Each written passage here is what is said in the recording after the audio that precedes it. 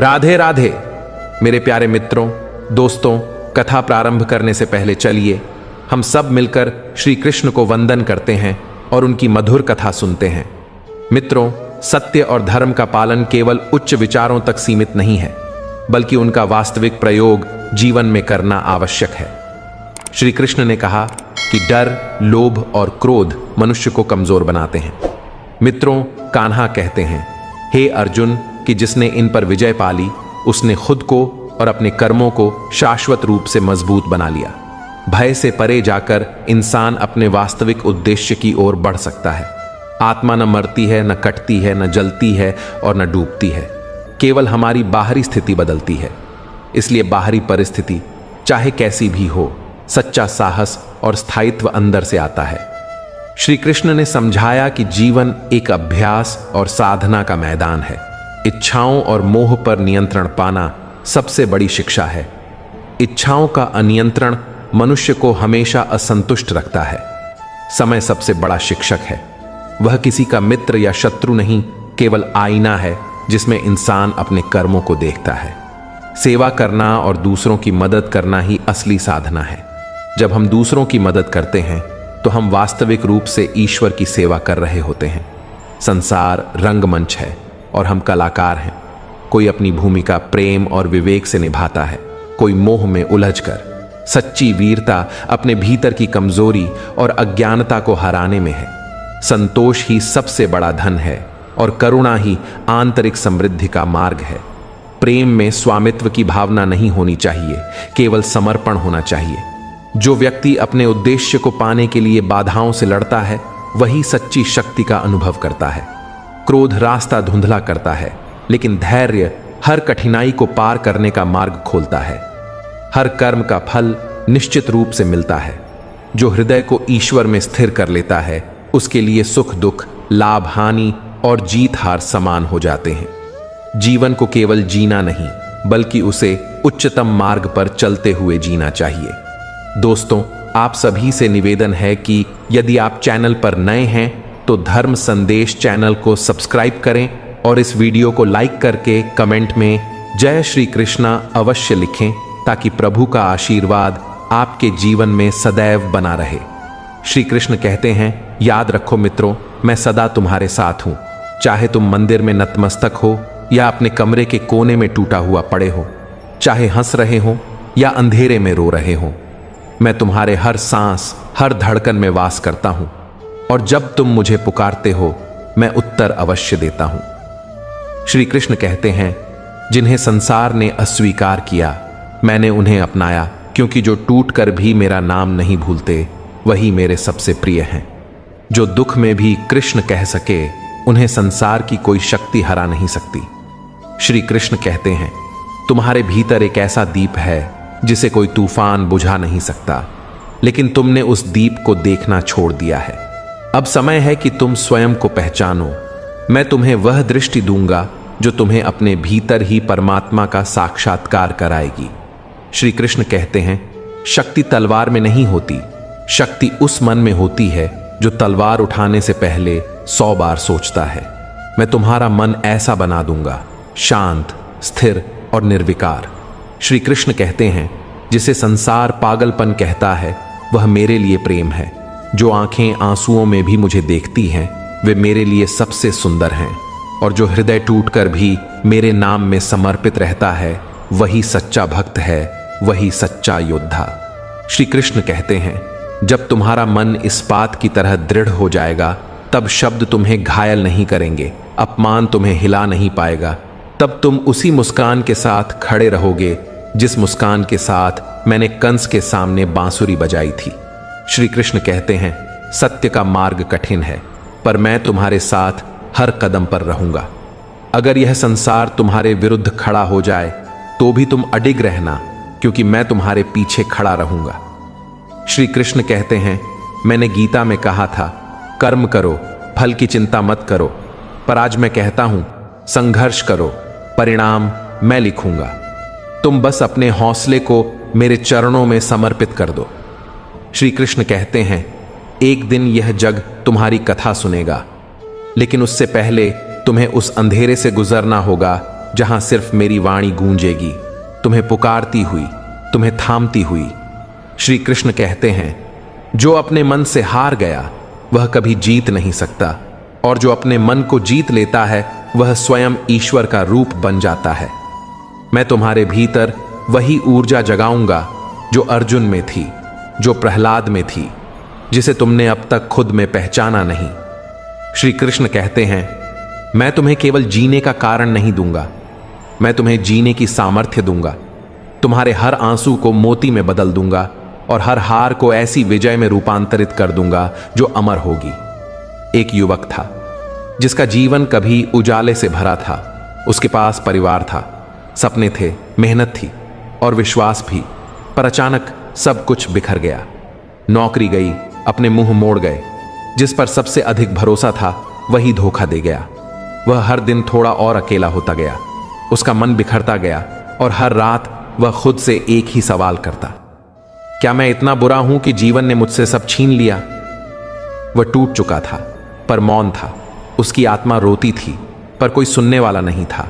और तब भीतर से एक आवाज आई, डर मत, मैं तेरे साथ हूं। यही आवाज उसकी दिशा बन गई, यही उसके घावों की दवा बन गई। और धीरे धीरे वही युवक राख से उठकर प्रकाश बन गया। क्योंकि जिसने कृष्ण को पुकार लिया उसका अंत कभी विनाश में नहीं होता। उसका हर पतन एक नई शुरुआत लाता है और उसका हर आंसू ईश्वर को उसके और पास लाता है। क्योंकि प्रेमी कभी अकेला नहीं होता और भक्त कभी हारता नहीं करता। कुछ नहीं बचा था कहने को। शब्द सूख चुके थे, भावनाएं थक चुकी थीं और उम्मीदें कहीं गहराई में डूब गई थीं। वह व्यक्ति खामोश था पर उसके भीतर एक ऐसा तूफान चल रहा था जिसे कोई सुन नहीं सकता था। रात के उस सन्नाटे में जब दुनिया सो रही थी, उसने आंखें बंद कर ली। न कोई प्रार्थना, न कोई इच्छा, बस एक अंतहीन मौन। और तभी भीतर से एक कोमल किंतु दृढ़ आवाज आई। मित्रों, भगवान श्री कृष्ण कहते हैं, तू टूटा इसलिए नहीं कि तू कमजोर है, तू टूटा इसलिए क्योंकि मुझे तुझे नया बनाना था। जब सब साथ थे तू मुझे भूल गया था। अब जब कोई नहीं तो मैं ही तेरे साथ हूं। अब मैं तुझे ऐसा रूप दूंगा जो तेरे अपने भी पहचान नहीं पाएंगे। उस क्षण उसकी आत्मा में कुछ बदल गया, जैसे भीतर कोई दीपक जल उठा हो। अगली सुबह उसने अपने बिखरे टुकड़ों को धीरे धीरे समेटना शुरू किया। कांपते कदमों से फिर उठ खड़ा हुआ। उसे लगा जैसे कोई अदृश्य शक्ति उसे संभाल रही है। हर बार जब वह थकने लगता वही आवाज गूंज उठती। श्री कृष्ण कहते हैं, तू थक सकता है मगर रुकना नहीं, क्योंकि अब तेरी डोर मेरे हाथ में है। वह चल पड़ा, इस बार किसी मंजिल के लिए नहीं बल्कि अपने अस्तित्व को पहचानने के लिए। अब उसकी आंखों में दिखावा नहीं बल्कि विश्वास की चमक थी। यह संसार उसे समझ न सका पर वह जान गया कि अब वह अकेला नहीं है। श्री कृष्ण कहते हैं, जीवन एक युद्ध भूमि है जहां हर चोट एक सबक देती है और हर घाव आत्मा को गढ़ता है। जब दर्द बढ़ता है तो समझना भीतर शक्ति जन्म ले रही है। जब रास्ते खत्म लगते हैं तो जानना प्रभु एक नया मार्ग रच रहे हैं। श्री कृष्ण कहते हैं, जब दुनिया तुम्हें छोड़ दे तब याद रखना मैं तेरे भीतर हूं। जब कोई साथ न दे तब भी मेरी कृपा तेरे साथ चलती है। तुम्हारे आंसू व्यर्थ नहीं हैं, हर आंसू तुम्हारी आत्मा को स्वच्छ कर रहा है। और जब तुम रोकर थक जाओगे मैं तुम्हारे भीतर से मुस्कान बनकर उभरूंगा। श्री कृष्ण कहते हैं, अपने मन को साधो, क्योंकि असली युद्ध तलवारों से नहीं विचारों से लड़ा जाता है। जो अपने विचारों पर विजय पा लेता है उसे संसार की कोई हार परास्त नहीं कर सकती। याद रखो, हर गिरना तुम्हें सिखाता है कि कैसे फिर से उठना है और हर टूटना तुम्हें सिखाता है कि खुद को कैसे जोड़ना है। जो अपने दर्द को पूजा बना लेता है वह स्वयं ईश्वर का रूप धारण कर लेता है। श्री कृष्ण कहते हैं, धैर्य ही वह कवच है जो हर असंभव को संभव में बदल देता है। जब तुम्हें लगे कि अब बस और नहीं, तब जान लेना कि तुम्हारा परिवर्तन अब शुरू होने वाला है। क्योंकि अंधकार हमेशा प्रकाश से पहले आता है। कभी कभी जो सब कुछ खो देता है वही सब कुछ पा जाता है, बस दृष्टि बदलनी होती है। श्री कृष्ण कहते हैं, मत डर जब सब खत्म हो जाए, क्योंकि समाप्ति ही सृजन की शुरुआत है। अपने घावों को गौरव बना ले, क्योंकि जिन पर समय की चोटें पड़ती हैं वही इतिहास बनाते हैं। मत सोच कि लोग क्यों चले गए, सोच कि उन्होंने क्या सिखा दिया। हर अकेलापन तुम्हें खुद से मिलवाने का अवसर है और हर ठोकर तुम्हें उस ऊंचाई पर ले जाती है जहां पहुंचकर इंसान खुद को पहचान पाता है। श्री कृष्ण कहते हैं, याद रख, जो भीतर से नहीं टूटा उसे कोई बाहरी ताकत नहीं तोड़ सकती। अगर तूने अपने अंदर की अग्नि को पहचान लिया तो तू हर पराजय को विजय में बदल देगा। जब तेरे भीतर की शांति जागेगी तब बाहरी तूफान तेरे आगे झुक जाएंगे।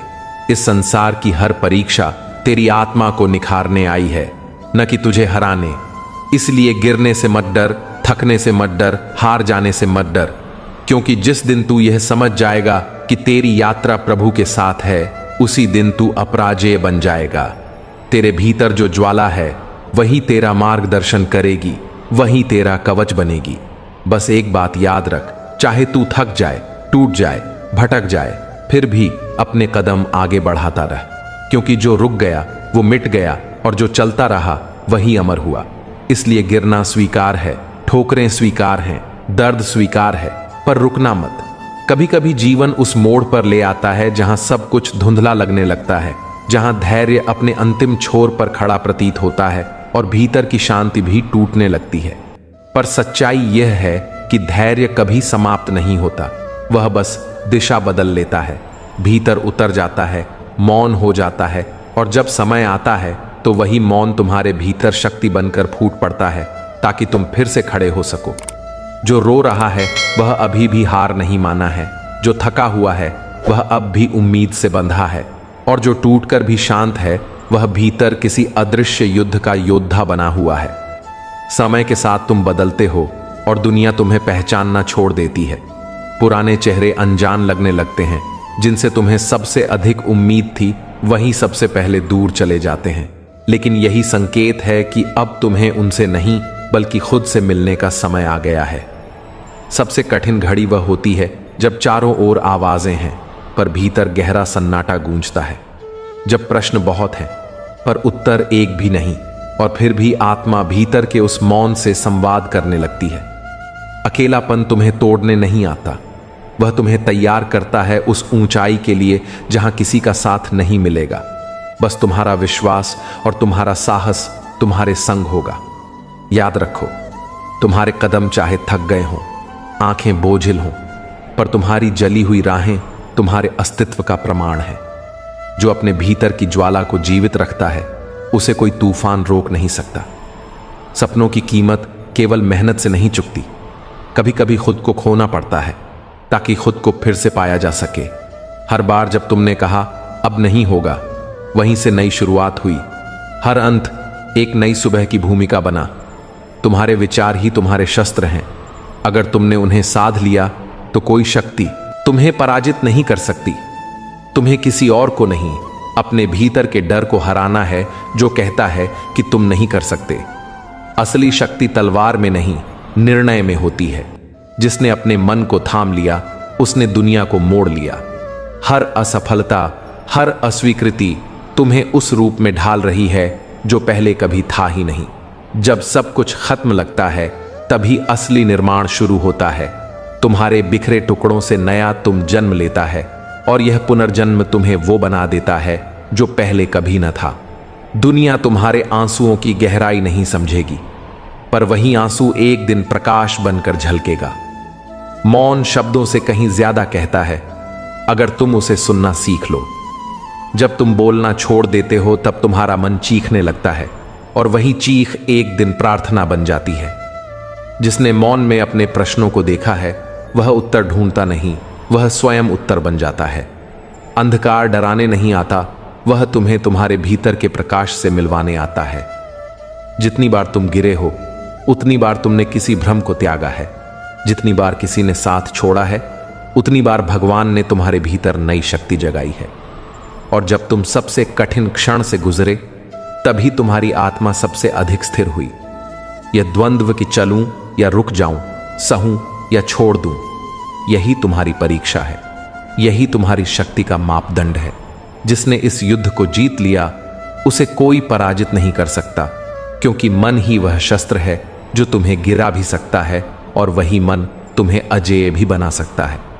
मित्रों, भगवान श्री कृष्ण कहते हैं, जो अपने मन को जीत लेता है वह संपूर्ण संसार पर अधिकार पा लेता है। जो अपने भीतर की शांति को पहचान लेता है उसके लिए कोई तूफान स्थायी नहीं होता। इसलिए जब अंधकार बढ़े तब याद रखना कि प्रभु ने तुम्हारे भीतर दीपक रखा है, उसे बुझने मत देना। क्योंकि जब तुम स्वयं अपने मार्ग पर विश्वास रखकर चलते हो तब पूरी सृष्टि तुम्हारे साथ चलती है। इसलिए थको मत, झुको मत, गिरो तो भी उठो, रो तो भी मुस्कुराओ, क्योंकि जिसने ठान लिया कि वह रुकेगा नहीं उसे कोई भी रोक नहीं सकता है। जिंदगी के सफर में हर वक्त हम सफर मिलना जरूरी नहीं है। कई बार रास्ते अकेले ही तय करने पड़ते हैं, क्योंकि झूठे लोगों के साथ वक्त बर्बाद करने का कोई मतलब नहीं। ख्वाहिशों ने अक्सर मन को भटका दिया है, वरना आत्मा तो जमीन पर उतरकर मंजिल ढूंढती रहती है। नेक कर्म कर और भूल जाओ, जैसे पाप करते समय भगवान को भूल जाते हो। दर्द भी कभी कभी थोड़ा राहत दे दे, क्योंकि हर दिन उसका ग्राहक बनना आसान नहीं। हर इंसान अपने ही चरित्र से खेलता है और पवित्रता को कोई इत्र नहीं आता। सच्चे लोग कभी कभी कठोर लगते हैं और उनका तमीज शब्दों में कम दिखाई देता है। झूठे लोगों से सीखते क्या मीठा बोलते हैं। इंसान अकेला तब हो जाता है जब अपनों को छोड़ने की सलाह गैरों से लेने लगे। शब्द में खुशी, शब्द में पीड़ा, शब्द में मरहम और शब्द में दर्द। जब खुद पर बीते तो चोट और दूसरों पर बीते तो नाटक। वाह रे इस मतलबी दुनिया। अपनों से ही हुई तकलीफ ने सिखाया कि दूसरों से उम्मीद रखना व्यर्थ है। मिट्टी की चादर एक दिन सबको ढक लेती है और हर दिया हवाओं की नजर में रहता है। परमात्मा सब जानता है और किस्सा यही है कि जिंदगी बनाने के चक्कर में जीवन ही भूल गए। दुख तब होता है जब एहसास हो कि जिसे महत्व दिया वह तुम्हारे लिए कोई कदर नहीं रखता। लहजा समझ लेना आसान है, लेकिन किसी को शर्मिंदा करना मेरी फितरत में नहीं। रिश्तों के फूल खिलेंगे तभी जब भूल को तलाशना छोड़ो। अपनों की धोखेबाजी से बड़ा दुख कोई नहीं। अच्छे में बुराई ढूंढना दुनिया की रीत है और दूसरों के साथ वैसा व्यवहार करना चाहिए जो अपने लिए पसंद हो। आजकल इंसानी रिश्तों में मंदी है क्योंकि मिजाज बदल गए हैं। किसी ने कुछ कहा तो मुस्कुरा दिया। हुस्न की तारीफ और सादगी का मजाक, यही आज का मिजाज है। किसी को सांसों की मोहलत नहीं पता होती। गलत को मौका और सच्चे को धोखा मिलता है। जिंदगी छोटी है, इसे बुरा करने में मत बिताओ। प्यार खुद से करो तो निखरोगे और दूसरों से करो तो बिखरोगे। दूसरों की बातों को दिल पर लेना बंद करो। जिंदा रहकर जिंदगी को जानो। अरमान बहुत है और हमदर्द कम है। दिल का दर्द सुनाओ तो किसको सुनाओ। किसी के लिए प्यार करना सीखो। भरोसा बदलने वालों की परवाह मत करो और भरोसे वाले की हमेशा करो। किसी को परखने की बजाय समझने की कोशिश करें। रब से गहरा रिश्ता रखने वाले का आज और कल सुनहरा होता है। सबसे अच्छी नजर वही है जो अपनी कमियां देख सके। जीवन वही है जो हम बनाते हैं। एक पल की जिंदगी में सब कुछ समाया है। उम्मीद इंसानों से लगाकर शिकायत रब से मत करो। हम खुश रहने के लिए परेशान रहते हैं। मरने के बाद की तारीफ और दुख देने के बाद माफी का कोई महत्व नहीं। रिश्ते अब ऐसे हो गए हैं जहां ना तो साथ छोड़ते हैं और ना निभाते हैं। रिश्तों में कम और गुरूर ज्यादा हो तो दिल से दूर रखो। मंजिल उन्हीं को मिलती है जिनमें हौसला होता है। पंख नहीं, हौसले उड़ान देते हैं। हारना डरना नहीं, बल्कि जीत की पहली सीढ़ी है। जो गिरकर उठते हैं वही मुकाम हासिल करते हैं। किसी के साथ समय मत बर्बाद करो जो कदर नहीं करता। अपनों से बड़ा दुख कोई नहीं देता। अपनी असफलताओं से सीखो। वक्त के साथ नहीं चलने वाला हार जाता है। झूठे दिखावे में माहिर होते हैं और सच्चाई की कीमत नहीं समझते। खुद से बड़ा सहारा कोई नहीं जो खुद पर यकीन रखता है।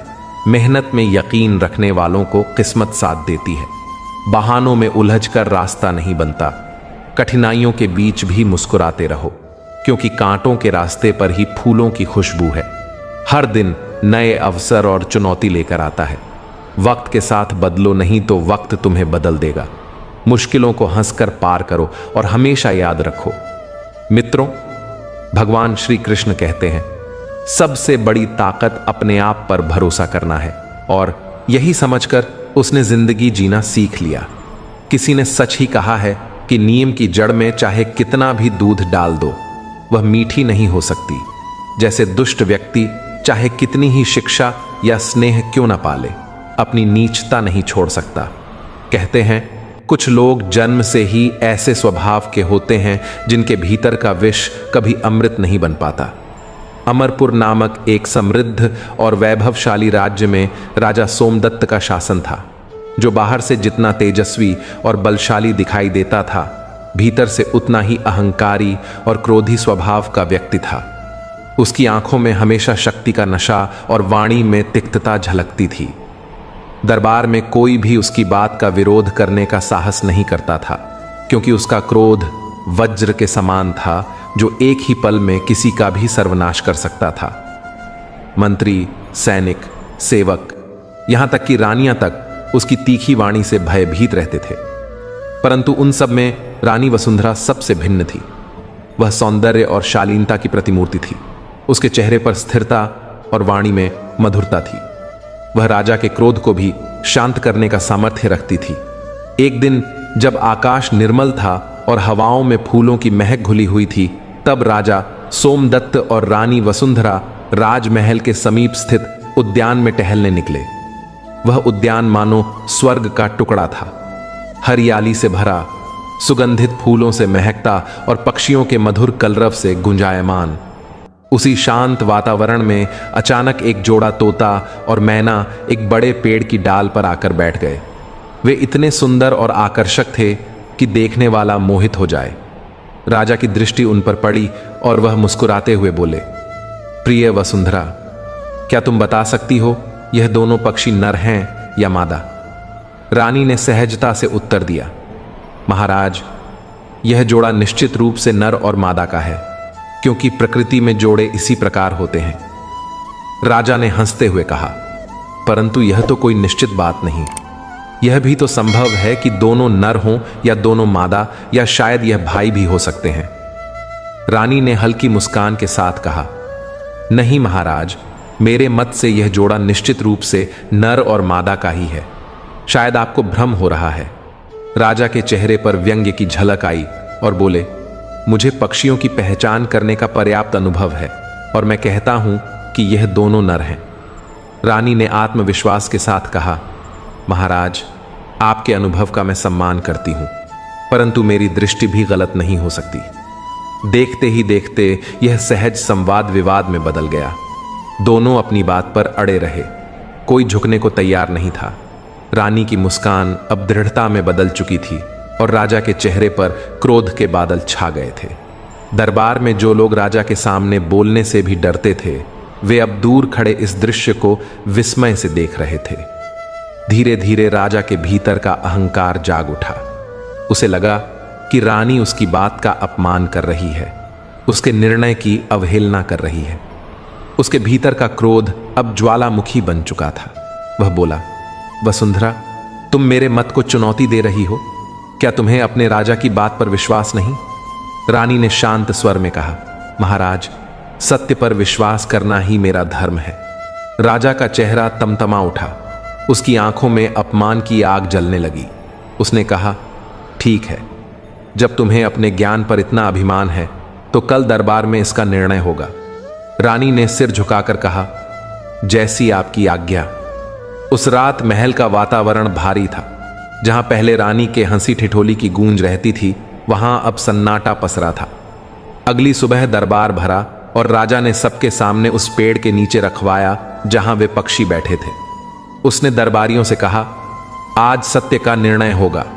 मंत्री, पंडित, पक्षीविद सब बुलाए गए, परंतु सभी ने कहा, महाराज, इस जोड़े को देखकर लगता है यह नर और मादा का ही जोड़ा है। यह सुनते ही राजा का चेहरा क्रोध से लाल हो उठा। उसे यह स्वीकार नहीं था कि उसकी बात असत्य सिद्ध हो। वह बोला, तुम सब रानी के पक्ष में हो, और क्रोध में उसने तलवार उठा ली। तभी रानी आगे बढ़ी। उसकी आंखों में न कोई भय था, न कोई पश्चाताप। उसने कहा, महाराज, सच्चाई तलवार के डर से नहीं बदलती, सत्य वही रहेगा जो है। यह सुनकर राजा का क्रोध और भी भड़क उठा। पर उसी क्षण एक वृद्ध पंडित ने कहा, महाराज, राज की मर्यादा विनम्रता में है, क्रोध में नहीं। जो सत्य स्वीकार कर लेता है वही सच्चा राजा कहलाता है। राजा कुछ पल के लिए मौन रह गया। उसकी आंखें झुक गईं। उसे पहली बार अपने अहंकार की भारी कीमत का एहसास हुआ। उसने तलवार नीचे रख दी और रानी की ओर देखा। रानी ने मुस्कुराकर कहा, महाराज, कभी कभी हारना भी जीत होती है, यदि वह सत्य के पक्ष में हो। और उस क्षण से राजा सोमदत्त का हृदय परिवर्तित होने लगा। उसके भीतर की कठोरता धीरे धीरे पिघलने लगी और वह रानी की विनम्रता से प्रभावित होकर अधिक न्यायप्रिय और संयमी बन गया। उस दिन से अमरपुर में केवल राजा का शासन नहीं, बल्कि रानी की बुद्धिमत्ता और प्रेम का प्रभाव भी फैलने लगा। और सच कहें तो वह भूमि पहले से कहीं अधिक पवित्र, शांत और मधुर लगने लगी।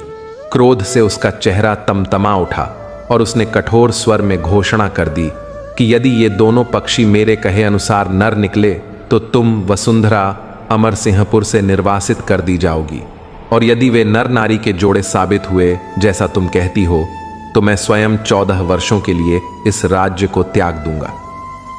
इस तरह एक साधारण पक्षियों की चर्चा एक गंभीर और दूरगामी शर्त में बदल गई। राजा ने तुरंत एक शिकारी को बुलाकर आज्ञा दी कि वह उन दोनों को जाल में पकड़ लाए, और साथ ही एक पक्षी विशेषज्ञ को भी बुलवाया गया ताकि वह बताए कि वे नर हैं या मादा। शिकारी ने झट से जाल फेंका और दोनों पक्षी पकड़ लिए गए। रानी वसुंधरा जानती थी कि वे वास्तव में नर और मादा का जोड़ा है, अतः उसने चतुराई से पक्षी विशेषज्ञ को एकांत में ले जाकर 100 स्वर्ण मुद्राएं उसे देते हुए कहा कि तू राजा को झूठ बोलवा कर मेरी बात को हरा दे, क्योंकि मेरे पति के बिना राज्य नहीं चल पाएगा, परंतु 14 वर्षों के लिए उनके चले जाने पर राज्य में अराजकता फैल सकती है। उस विशेषज्ञ ने घूंसा लेकर रानी की बात मान ली और राजा के समक्ष झूठ कहने का वचन दे दिया। जब पक्षी विशेषज्ञ ने दरबार में आकर कहा कि दोनों पक्षी नर हैं, तो राजा का आनंद मानो भर आया और उसने गर्व से घोषणा कर दी कि रानी हारी है और वह उसे देश निकाला देगा। रानी का हृदय भीतर से तन्हा हो उठा। उसे अपने पति से दूर रहना डराने लगा और वह दुख के साथ राजा के चरणों में झुककर करुण वाणी में प्रार्थना करने लगी कि महाराज, आप मुझे देश निकाला मत दीजिए। महाराज, इस समय मैं ठीक अवस्था में नहीं हूं, मैं गर्भवती हूं। अब आप ही बताइए, ऐसी दशा में मैं कहां जाऊंगी? कौन मेरा सहारा बनेगा?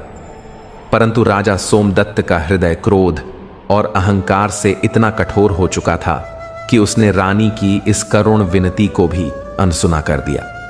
उसके चेहरे पर संवेदना का नाम तक नहीं था। उसने ठंडे और निर्मम स्वर में कहा, रानी, तुम शर्त हार चुकी हो और शर्त का पालन करना अब तुम्हारा धर्म है, इसलिए तुम्हें देश छोड़कर जाना ही होगा। इतना कहकर राजा ने अपने सैनिकों को बुलाया और कठोर आदेश दिया कि रानी को पकड़कर राज्य की सीमा के बाहर किसी घने जंगल में छोड़ आओ ताकि वह कभी लौट न सके। सैनिकों ने राजा की आज्ञा का पालन किया। रानी वसुंधरा को महल से बाहर ले गए और कई मील चलने के बाद अमरपुर की सीमा पार कर एक निर्जन वन में छोड़ आए। वहां न कोई मनुष्य था, न कोई आश्रय। रानी वसुंधरा ने जब सैनिकों को लौटते देखा तो उसकी आंखों से आंसू छलक पड़े। वह सोचने लगी, हे ईश्वर, अब मैं कहां जाऊं? इस घने वन में मेरी रक्षा कौन करेगा? चारों ओर सन्नाटा था। केवल पेड़ों की सरसराहट और पक्षियों की आवाजें सुनाई दे रही थीं। रानी अब पूरी तरह अकेली थी। वह बड़ी कठिनाई से झाड़ियों के बीच किसी तरह शरण लेने लगी। भूख लगने पर वह पेड़ों के पत्ते और फल खा लेती।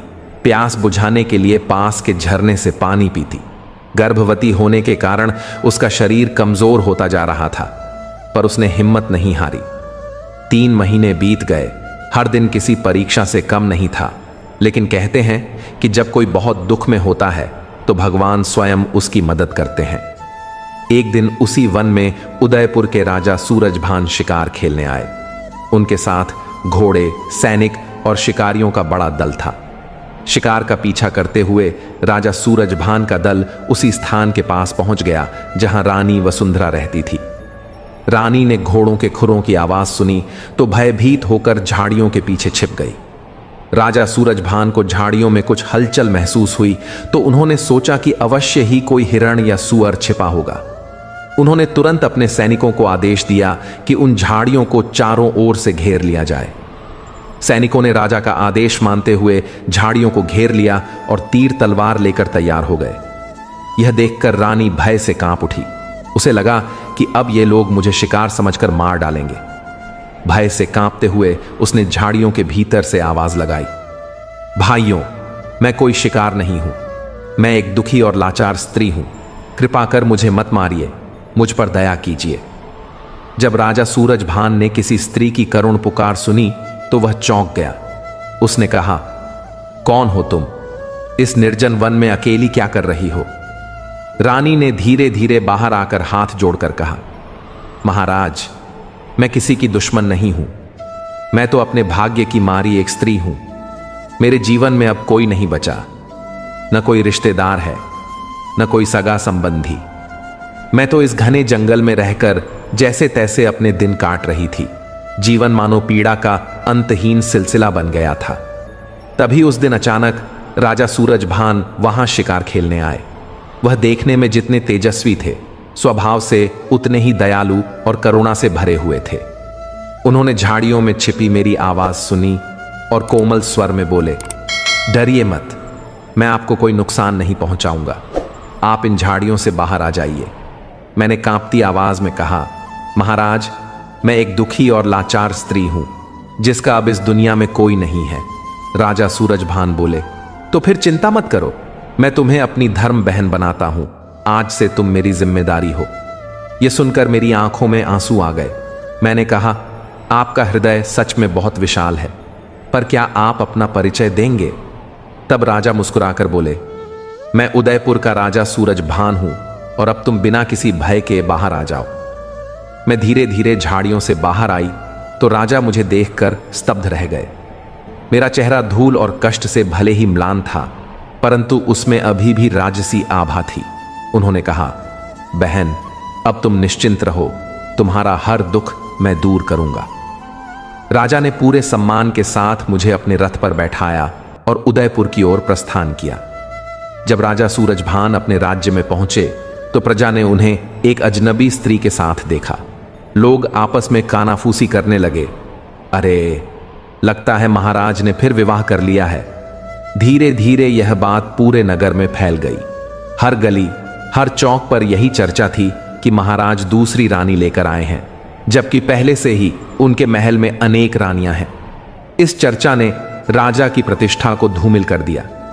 जब यह बात स्वयं राजा के कानों में पहुंची तो वे अत्यंत चिंतित हो उठे। उन्होंने तुरंत दरबार बुलाया और प्रजा के सामने खड़े होकर बोले, हे मेरे प्रियजनों, तुम सब भ्रम में हो। मैंने कोई विवाह नहीं किया। मैं जंगल में शिकार खेलने गया था। वहां मुझे यह दुखियारी, गर्भवती और असहाय स्त्री मिली। उसका कोई सहारा नहीं था, न कोई घर, न कोई परिवार। वह अकेली पेड़ों की छाया में जीवन काट रही थी। मुझे उस पर दया आई और मैंने उसे अपनी धर्म बहन के रूप में स्वीकार किया। राजा की बातें सुनकर दरबारी और प्रजा दोनों भावुक हो उठे। सबने कहा, महाराज, आपने एक उत्तम कार्य किया है। आप न केवल एक राजा हैं, बल्कि मानवता के रक्षक भी हैं। देखते ही देखते प्रजा में राजा सूरजभान की जय जयकार होने लगी। रानी वसुंधरा, जो अब राजा की धर्म बहन बन चुकी थी, राजमहल में रहने लगी। समय बीतने लगा और एक दिन वह पवित्र क्षण आया जब रानी ने एक सुंदर पुत्र को जन्म दिया। पूरे राज्य में हर्ष की लहर दौड़ गई।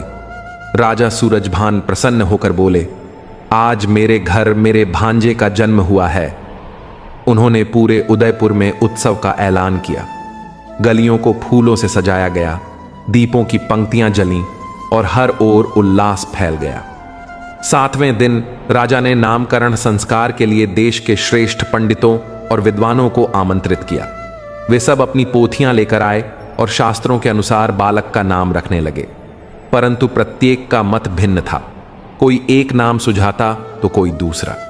अंततः दरबार में यह भ्रम छा गया कि बालक का क्या नाम रखा जाए, क्योंकि हर कोई अपने अपने ज्ञान के अनुसार कुछ कह रहा है तो कोई कुछ। वे सभी नाम राजा सूरजभान को बिल्कुल भी पसंद नहीं आ रहे थे। हर बार जब कोई ब्राह्मण बालक के लिए कोई नया नाम सुझाता, राजा के चेहरे पर असंतोष और क्रोध की लकीरें और गहरी हो जाती। अंततः राजा सूरजभान का धैर्य जवाब दे गया। वह क्रोध से लाल होकर बोला, ये सब मूर्ख ब्राह्मण केवल पोथी पथरा लेकर इधर उधर घूमते हैं, किसी को वास्तविक ज्ञान नहीं। उसने तुरंत अपने सेनापति को आदेश दिया कि इन सभी ब्राह्मणों को कारागार में डाल दिया जाए। सैनिकों ने बिना देर किए राजा के आदेश का पालन किया और सारे ब्राह्मणों को कैद कर लिया। इसके बाद राजा ने दरबार में घोषणा की कि जो कोई भी मेरे भांजे के लिए सबसे उपयुक्त नाम रखेगा, मैं उसे मुंह मांगा इनाम दूंगा। लेकिन राजा के क्रोध और कठोर व्यवहार के कारण कोई भी ब्राह्मण अब नामकरण करने के लिए आगे नहीं आया। सभी यह सोचकर भयभीत थे कि यदि राजा को नाम पसंद नहीं आया तो उन्हें भी जेल की यातना झेलनी पड़ेगी। इसी दौरान पड़ोसी नगर से एक वृद्ध ब्राह्मण उदयपुर की दिशा में आ रहा था। मार्ग में ही कुछ सैनिकों की नजर उस बूढ़े ब्राह्मण पर पड़ी। उन्होंने आपस में विचार किया कि यह व्यक्ति अनुभवी और ज्ञानी प्रतीत होता है। संभव है यही महाराज के भांजे का नामकरण ठीक ढंग से कर सके। सैनिक उस वृद्ध ब्राह्मण के पास पहुंचे और बोले, ब्राह्मण देव, हमारे महाराज के यहाँ एक बालक का जन्म हुआ है। आपको उसका नामकरण संस्कार करना है, पर ध्यान रहे अब तक जो भी ब्राह्मण यहाँ नामकरण करने आए सब जेल में डाल दिए गए हैं, क्योंकि वे सटीक नाम नहीं बता पाए। बूढ़ा ब्राह्मण मुस्कुराया और शांत स्वर में बोला, ठीक है पुत्रों, मैं चलूंगा, पर सत्य और शास्त्रों के अनुसार ही नाम रखूंगा। सैनिक उसे सम्मानपूर्वक राजमहल ले आए। राजा सूरजभान ने वृद्ध ब्राह्मण का गर्मजोशी से स्वागत किया, उसे उच्च आसन दिया और बोले, ब्राह्मण देव, यह मेरा भांजा है, कृपया इसका उचित नामकरण करें। वह वृद्ध ब्राह्मण असाधारण ज्ञान वाला व्यक्ति था। उसने अपनी पुरानी पोथी खोली, ग्रह नक्षत्रों का अध्ययन किया और राजा से कहा, महाराज, मैं नाम रखूंगा, पर एक शर्त है। राजा ने उत्सुकता से पूछा, कहो ब्राह्मण, क्या शर्त है तुम्हारी? ब्राह्मण ने दृढ़ता से कहा, आपको उन सभी ब्राह्मणों को मुक्त करना होगा जिन्हें आपने गलत नाम रखने के कारण कारागार में डाल दिया है, क्योंकि ज्ञान का अपमान करने वाला कभी धर्म सिद्ध नहीं होता। राजा ने थोड़ा विचार कर सिर हिलाया और कहा, ठीक है, मैं उन सबको रिहा कर दूंगा, बस मेरे भांजे का नाम ऐसा रखो जो युगों तक याद रहे। ब्राह्मण ने कुंडली और ग्रह देखकर गंभीर स्वर में कहा, महाराज, यह बालक असाधारण है। इसके भीतर एक महान योद्धा और नीतिज्ञ राजा के सभी गुण हैं। यह बालक किसी अन्य राज्य का भाग्य बदलने वाला सिद्ध होगा, इसलिए इसका नाम शौर्यवीर होगा। यह नाम सुनते ही दरबार में जयकारा गूंज उठा। राजा सूरजभान के चेहरे पर मुस्कान फैल गई। उसने वृद्ध ब्राह्मण को स्वर्ण मुद्राओं से भरे थैले देकर सम्मानपूर्वक विदा किया और तुरंत ही सभी कैद किए गए ब्राह्मणों को मुक्त कर दिया। उस दिन राज्य में उत्सव का माहौल छा गया। समय के साथ शौर्यवीर बड़ा होने लगा। उसकी आंखों में तेज और वाणी में विनम्रता थी। जब वह 7 वर्ष का हुआ तो अन्य बच्चों के साथ नगर की गलियों और बाहरी मार्गों पर खेलने जाने लगा। एक दिन वह अपने मित्रों के साथ नगर के बाहर एक रेतीले मैदान में पहुंचा, जहां उन्होंने मिलकर रेत का एक सुंदर किला बनाया। बालकों के हंसी ठिठोली के बीच वही क्षण था जब दूर से एक व्यापारी अपने ऊंटों के साथ गुजर रहा था। सौदागर के पास असंख्य ऊंटों का विशाल काफिला था, मानो पूरा रेगिस्तान उसी के अधीन हो। वह दूर दूर के राजाओं का विश्वसनीय व्यापारी था, जिसका कार्य बहुमूल्य वस्त्र, रत्न और राजकीय सामग्री को एक राज्य से दूसरे राज्य तक पहुंचाना था। उस दिन भी वह अपने अनेक ऊंटों, सेवकों और सामान से लदे रथों के साथ धीरे धीरे नगर की सीमा से होकर गुजर रहा था। तभी उसकी दृष्टि कुछ बालकों पर पड़ी जो रेतीले मैदान में हंसी खुशी रेत का किला बना रहे थे। सौदागर ने ऊंची आवाज में कहा, ऐ बालको, जरा हट जाओ, मेरा काफिला बहुत बड़ा है, कहीं तुम्हें चोट ना लग जाए। ये सुनते ही शौर्यवीर, जो निडर और निर्भीक स्वभाव का बालक था, आगे बढ़ा और गर्व से बोला, रुको, यह हमारा राज्य है, यह रेत का किला हमारी सीमा है। क्या तुम कोई आक्रमणकारी हो जो हमारे दुर्ग पर हमला करने आए हो? अपने ऊंटों को किसी और दिशा में मोड़ो। बालक के साहस भरे शब्दों ने सौदागर के अहंकार को भड़काया। आखिर वह भी तो एक प्रतिष्ठित व्यक्ति था जिसका राजाओं के दरबारों में सम्मान था। क्रोध में भरकर सौदागर बोला, अरे नादान बालक, मेरा रास्ता छोड़ दे, नहीं तो तुझे पछताना पड़ेगा। किंतु शौर्यवीर भी अपनी जिद पर अडिग रहा। उसने पीछे हटने से साफ इनकार कर दिया। कुछ ही पलों में दोनों के बीच तीखा विवाद होने लगा। सौदागर का संयम टूट गया और उसने क्रोध में आकर शौर्यवीर को 2-4 थप्पड़ जड़ दिए। चोट से व्यथित होकर वह बालक रोता हुआ अपने महल की ओर भागा और आंसुओं से भरी आंखों से अपने मामा राजा सूरजभान से बोला, मामा जी, आज जब मैं बाहर खेल रहा था तब एक सौदागर ने मेरे किले को तोड़ दिया और मुझे मारा भी। यह सुनते ही राजा सूरजभान का चेहरा लाल पड़ गया। उन्होंने गुस्से में कहा, पुत्र, तुम चिंता मत करो। जिसने तुम्हें मारा है मैं उसे इस अपमान का दंड अवश्य दूंगा। तत्काल उन्होंने अपने सैनिकों को आदेश दिया और सेना लेकर उसी दिशा में चल पड़े जहां से सौदागर का काफिला आ रहा था। उधर सौदागर ने दूर से देखा कि राजा अपनी सेना के साथ उसकी ओर बढ़ रहे हैं, तो उसके मन में भय और असमंजस दोनों उमड़ आए। वह समझ नहीं पा रहा था कि आखिर महाराज उसके पीछे क्यों आ रहे हैं। कुछ ही देर में राजा की सेना ने उसके ऊंटों और सेवकों पर आक्रमण कर दिया। चारों ओर अफरा तफरी मच गई। सौदागर घबराया और तुरंत राजा के सामने हाथ जोड़कर उपस्थित हुआ। वह विनम्र स्वर में बोला, महाराज, मैं तो एक व्यापारी हूं, कोई अपराधी नहीं। कृपा कर बताइए, मेरे साथ यह व्यवहार क्यों? राजा गरजते हुए बोले, सौदागर, तूने मेरे भांजे को मारा है, उसके रेत के किले को तोड़ा है, अब तुझे सजा मिलेगी। यह सुनकर सौदागर का चेहरा पीला पड़ गया। उसने दोनों हाथ जोड़कर कहा, महाराज, मुझसे बहुत बड़ी भूल हो गई। मुझे यह झात नहीं था कि वह बालक आपका भांजा है। कृपया मुझे क्षमा करें। मेरा इरादा किसी को अपमानित करने का नहीं था। विनम्रता से दंडवत होकर सौदागर ने राजा के चरणों में 1,00,000 अशर्फियां रख दी और क्षमा याचना की। राजा सूरजभान का क्रोध धीरे धीरे शांत हो गया। उन्होंने मुस्कुराते हुए कहा, ठीक है, मैं तुम्हें क्षमा करता हूं। इसके बाद राजा ने सौदागर को साथ लेकर राजमहल की ओर प्रस्थान किया और वहां पहुंचकर उसका परिचय शौर्यवीर से कराया। उस दिन से सौदागर का स्थान महल में ही ठहर गया।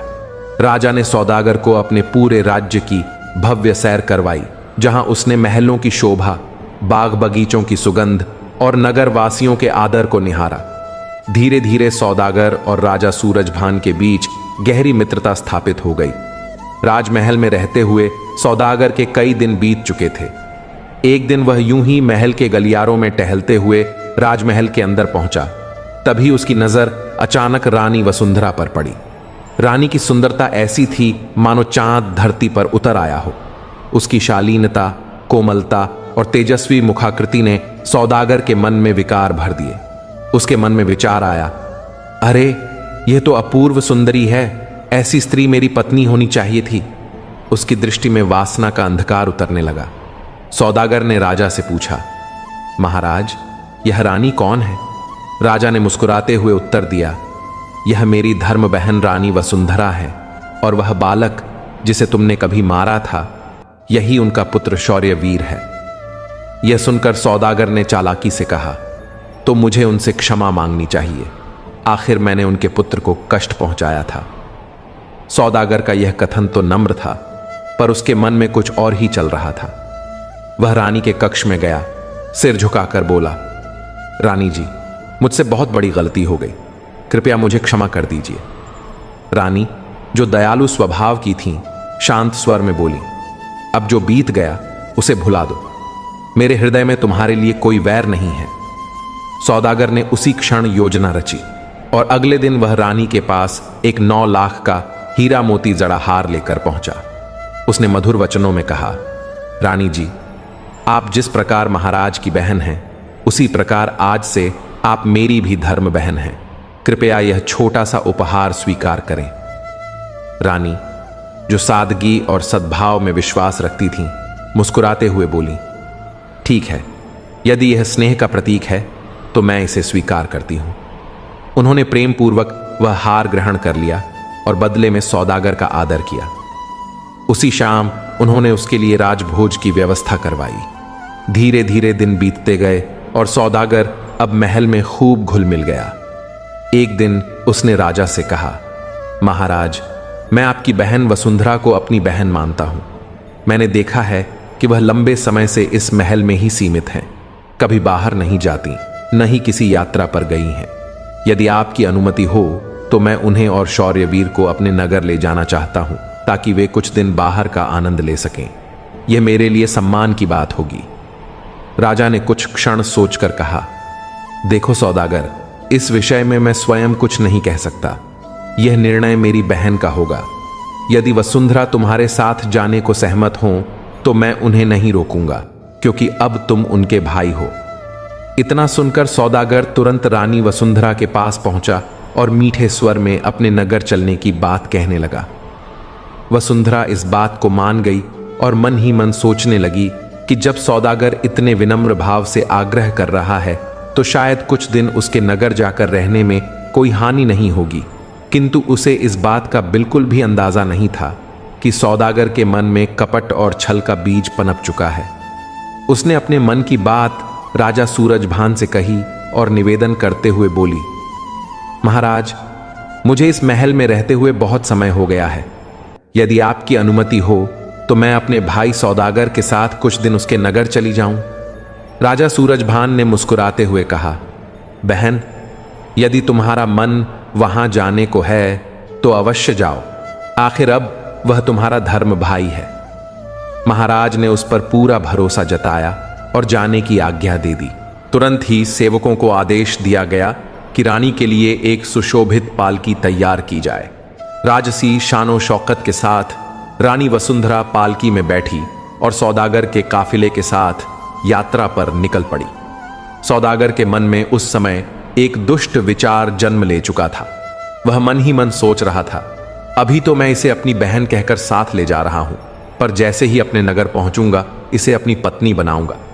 उस पाखंडी के चेहरे पर मुस्कान थी, पर भीतर विष फैला हुआ था। उसने अपने नौकरों को आदेश दिया, रात पड़ने से पहले हमें राजा सूरजभान की सीमा पार करनी है, इसलिए कदम तेज करो। पूरे काफिले ने तेजी से यात्रा जारी रखी। ऊंटों की घंटियां बजती रहीं और सूर्य अस्त होते होते वे दूसरे राज्य की सीमा में पहुंच गए। वहां पहुंचकर सौदागर ने एक निर्जन किंतु सुरक्षित स्थान देखा और अपने नौकरों को आदेश दिया कि यहीं तंबू लगाए जाएं। एक तंबू रानी वसुंधरा के लिए सजाया गया और दूसरा तंबू छोटे राजकुमार शौर्यवीर के लिए। धीरे धीरे जब रात का आधा हिस्सा बीत गया और चारों ओर सन्नाटा छा गया, तब सौदागर का मन फिर से विकृत विचारों से भर उठा। रानी की सुंदरता उसकी आंखों के आगे नाच रही थी। वह बिस्तर से उठा, धीरे धीरे अपने डेरे से बाहर निकला और रानी वसुंधरा के तंबू की ओर बढ़ने लगा। जैसे ही उसने तंबू में प्रवेश किया, उसके पैरों की हल्की आहट से रानी की नींद टूट गई। वह घबरा कर उठी और देखा तो सामने सौदागर खड़ा था। रानी तुरंत चौंक गई और बोली, भैया, तुम इतनी रात गए यहां क्या कर रहे हो? यह सुनकर सौदागर दुष्ट हंसी हंसते हुए बोला, रानी, अब मुझे भाई मत कहो, क्योंकि आज से तुम मेरी बहन नहीं, मेरी पत्नी बनोगी। सौदागर के ये घिनौने शब्द सुनकर रानी का चेहरा सफेद पड़ गया। भय और घृणा से उसका दिल कांप उठा। उसी क्षण रानी समझ गई कि जिस पर उसने भरोसा किया था वही उसके सम्मान को कलंकित करने की नीयत रखता है। आज उसे सौदागर की नीच नीयत और उसके असली चेहरे का पूरा पता चल चुका था। सौदागर कहने लगा, रानी, जब से मैंने तुम्हें देखा है मैं तुम्हारे रूप का दीवाना हो गया हूं, इसलिए आज मैंने बहाना बनाकर तुम्हें यहां बुला लिया है। अब से तुम मेरे महलों की रानी बनोगी और मेरे राजमहल की शोभा बढ़ाओगी। यह मिट्टी बात सुनते ही रानी का हृदय क्रोध से भड़क उठा और उसने स्वर कठोर कर कहा कि अगर तूने बुरी नीयत से मुझे छूने की कोशिश की तो मैं न केवल तुझे मार डालूंगी बल्कि स्वयं भी प्राण त्याग दूंगी। उसकी दृढ़ता देखकर सौदागर के मन में भय का एक क्षण उभरा, पर उसकी नीयत में कोई बदलाव न आया। उसने तीखे स्वर में कहा कि यदि तुम मेरी बात नहीं मानोगी तो मैं तुम्हें कारागार में बंद करवा दूंगा और सारा जीवन तुम्हें मेरे द्वारा दिए गए कठोर काम से गुजारना होगा। रानी ने निर्भयता से उत्तर दिया कि तेरी तमाम सजाएं मैं सह लूंगी, पर तेरी पत्नी कभी नहीं बनूंगी। इस प्रकार दोनों के बीच देर तक वाद विवाद चला और सौदागर के प्रलोभन असफल रहे। सवेरा होते ही क्रोधित सौदागर अपने तंबू में लौट आया और उसने अपने एक विश्वस्त नौकर को आज्ञा दी कि पूरा लश्कर साथ लेकर तुरंत प्रस्थान कर लो। अगले दिवस की धूप में लंबा सफर करके वे उसके नगर पहुंचे, जहां सौदागर की ऐश्वर्यशाली हवेली, धन संपदा और सेवकों की कोई कमी न थी। वहां पहुंचकर उसने चालाकी से वसुंधरा को एक कठोर कोठरी में बंद करवा दिया और उसे श्रम तथा अपमान के कामों में लगा दिया। वहीं उसके पुत्र शौर्यवीर को भी कठोर दायित्वों पर लगाया गया। शौर्यवीर के मन में उस अन्याय के लिए तीव्र क्रोध भर गया और वह बार बार सोचता कि किस तरह इस सौदागर से बदला लिया जाए, जबकि सौदागर भी सत्यमेव यह सोचता रहा कि इस बालक को अपने मार्ग से हटाना आवश्यक है, क्योंकि बड़ा होकर वह उसका प्रतिद्वंद्वी बन सकता है। ऐसी विचारधाराओं और योजनाओं के बीच समय बीतता रहा और अंततः एक दिन सौदागर ने शौर्यवीर को अपने समीप बुलवाया। उसके मुख पर कृपालुता की नकाब थी, पर आंखों में ठंडी चालाकी चमक रही थी और धीरे से बोलकर उसने कहा, बेटा, आज तुम हमारे साथ भोजन करोगे। आज मैं अपने हाथों से तुम्हें स्वादिष्ट भोजन खिलाऊंगा। यह कहकर सौदागर ने छलपूर्वक उस पर जहर मिलाकर शौर्यवीर को परोसा।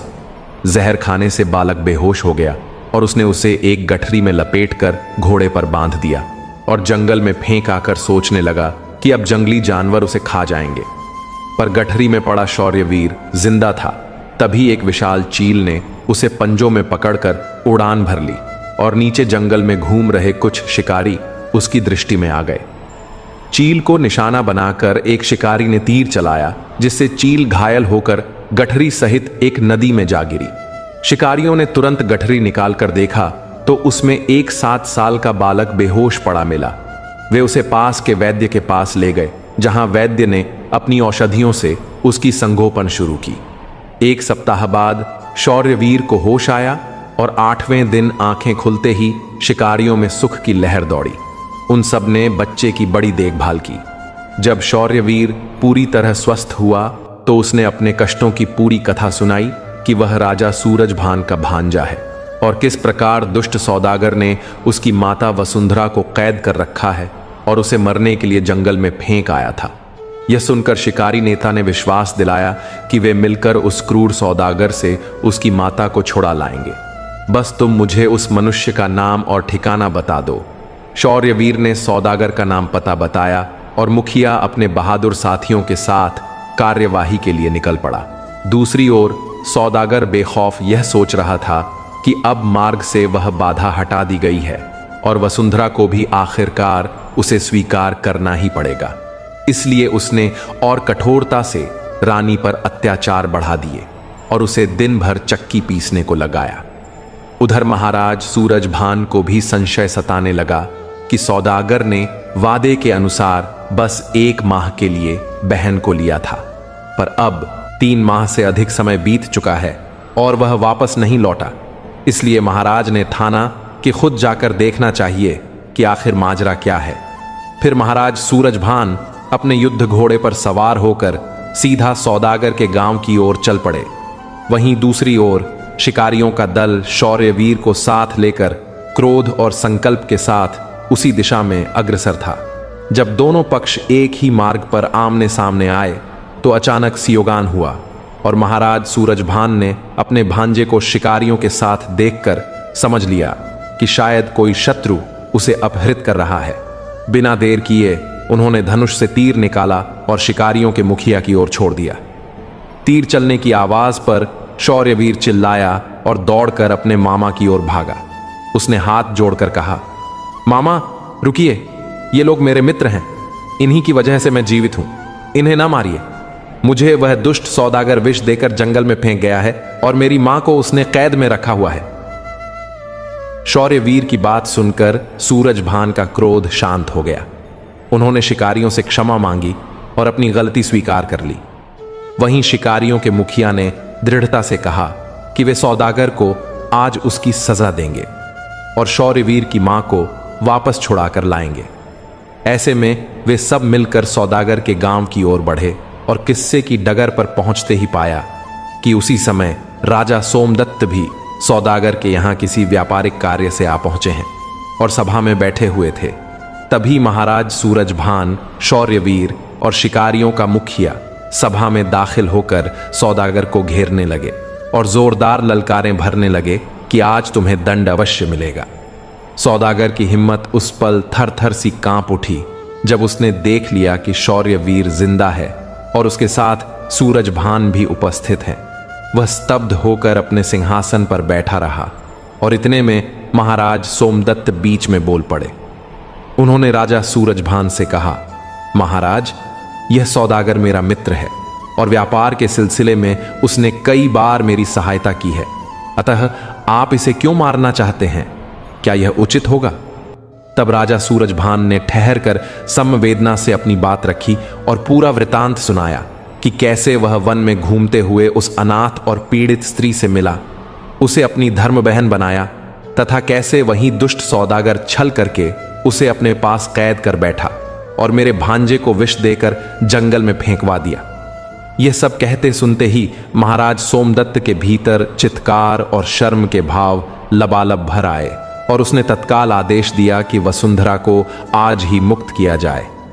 सौदागर ने झटकार में अपने एक नौकर को भेजा और कहा कि वह रानी के पास जाकर कहे कि अब बाहर उनका इंतजार कर रहे हैं।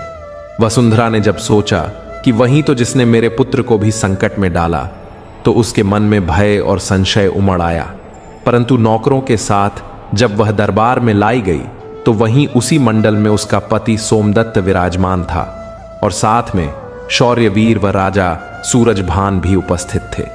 कारागार की यातनाओं से क्षीण हुई वसुंधरा को देखकर सूरजभान का क्रोध तूफान बन उठा और उसने दुष्ट सौदागर को कड़ी चेतावनी दी कि वह इसकी हानि अनर्थ का हिसाब देगा। तब राजा सोमदत्त ने अपनी पत्नी की दृष्टि निहार कर पहचाना और घबराते हुए पूछा कि क्या तुम वही हो? पर वसुंधरा ने नरमी से कहा कि महाराज, तुम्हारा वह पक्षियों का प्रश्न आज भी मेरी स्मृति में ताजा है, जब आपने कहा था कि वे दोनों नर हैं, जबकि वास्तविकता में वे नर वह जोड़ा मादा ही थे।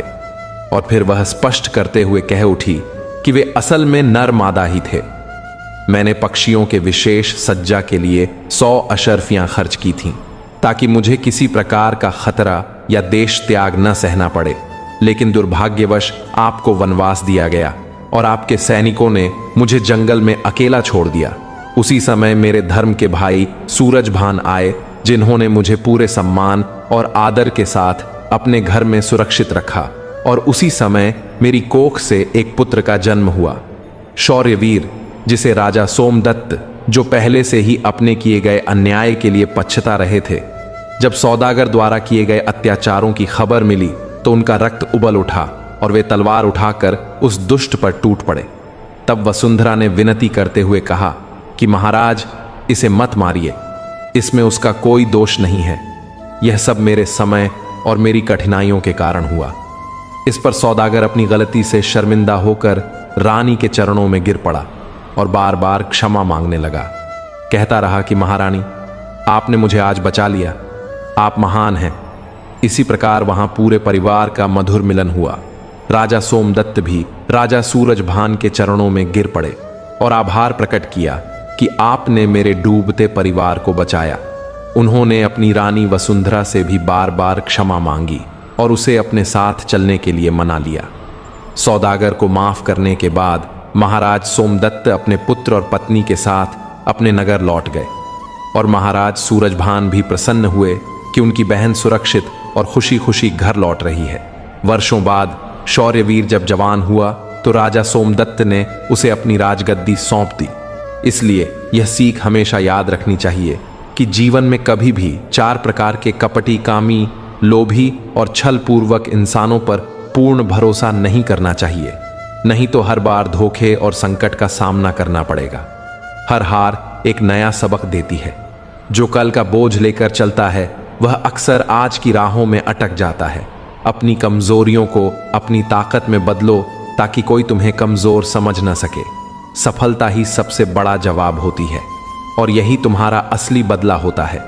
मंजिल उन्हीं के कदम चूमती है जिनके हौसले बुलंद होते हैं। रास्ते में ठोकर खाने के बाद उठने वाला ही असली विजेता कहलाता है। समय का खेल अद्भुत है। आज साथ जो है वह कल नहीं रहेगा और जो कठिन लगता है वही समय के साथ आसान बन जाता है।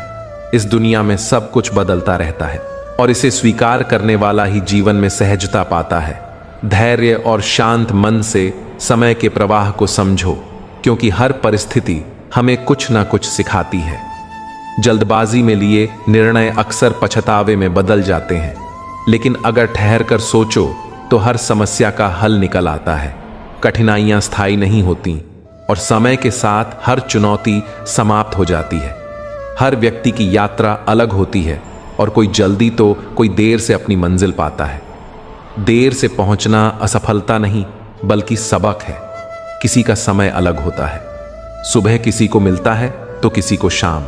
बस चलते रहना आवश्यक है। कई बार लगता है कि सब हमारे खिलाफ है, लेकिन असल में समय हमारी परीक्षा ले रहा होता है। जैसे सोने को तपाकर कुंदन बनाया जाता है, कठिनाइयां हमें निखारती हैं और विश्वास बनाए रखना जरूरी है कि यह दौर भी बीत जाएगा। कभी कभी मेहनत का फल नहीं दिखता, लेकिन यही समय का खेल है जो धैर्य की परीक्षा लेता है और सही समय आने पर परिणाम देता है। इसीलिए हार मत मानो, क्योंकि हारने के ठीक बाद सफलता तुम्हारे दरवाजे पर खड़ी होती है। सफलता और असफलता जीवन के दो पहलू हैं। दिन है तो रात भी होगी, दुख है तो सुख भी आएगा। मन को संतुलित रखो और समय के बदलाव को सहजता से अपनाओ। जो अपने मन को स्थिर रखता है वही जीवन के खेल को समझता है। समय हमेशा बदलता है। आज दुख है तो कल सुख आएगा। जिसने यह जान लिया वह विचलित नहीं होता। हर परिस्थिति अस्थायी है। शांत मन से ही सही दिशा मिलती है। हड़बड़ी में लिए फैसले अक्सर गलत साबित होते हैं। इसलिए जीवन में धैर्य और शांति अपनाओ। समय के साथ चलना सीखो और आगे बढ़ते रहो। किसी परिस्थिति से घबराकर पीछे मत हटो। अंत अक्सर नई शुरुआत का संकेत होता है। अंधकार के बाद सूर्योदय होता है। इसलिए जीवन में अंधेरा है तो घबराओ मत, क्योंकि नया सवेरा आने वाला है। धैर्य और शांति सबसे बड़े हथियार हैं। इन्हें अपनाने वाला कोई चुनौती उसे हरा नहीं पाएगी। हर स्थिति को अवसर समझो और अपने लक्ष्य की ओर बढ़ो। सफलता निश्चित है। एक घने जंगल में छोटी सी चिड़िया पंखुरी रहती थी। वह चंचल और जिज्ञासु थी। दिन भर उड़ती, पेड़ों पर बैठती और अपने छोटे घोंसले में आराम करती। पंखुरी का सपना ऊंचे पर्वतों के पार उड़ान भरना था।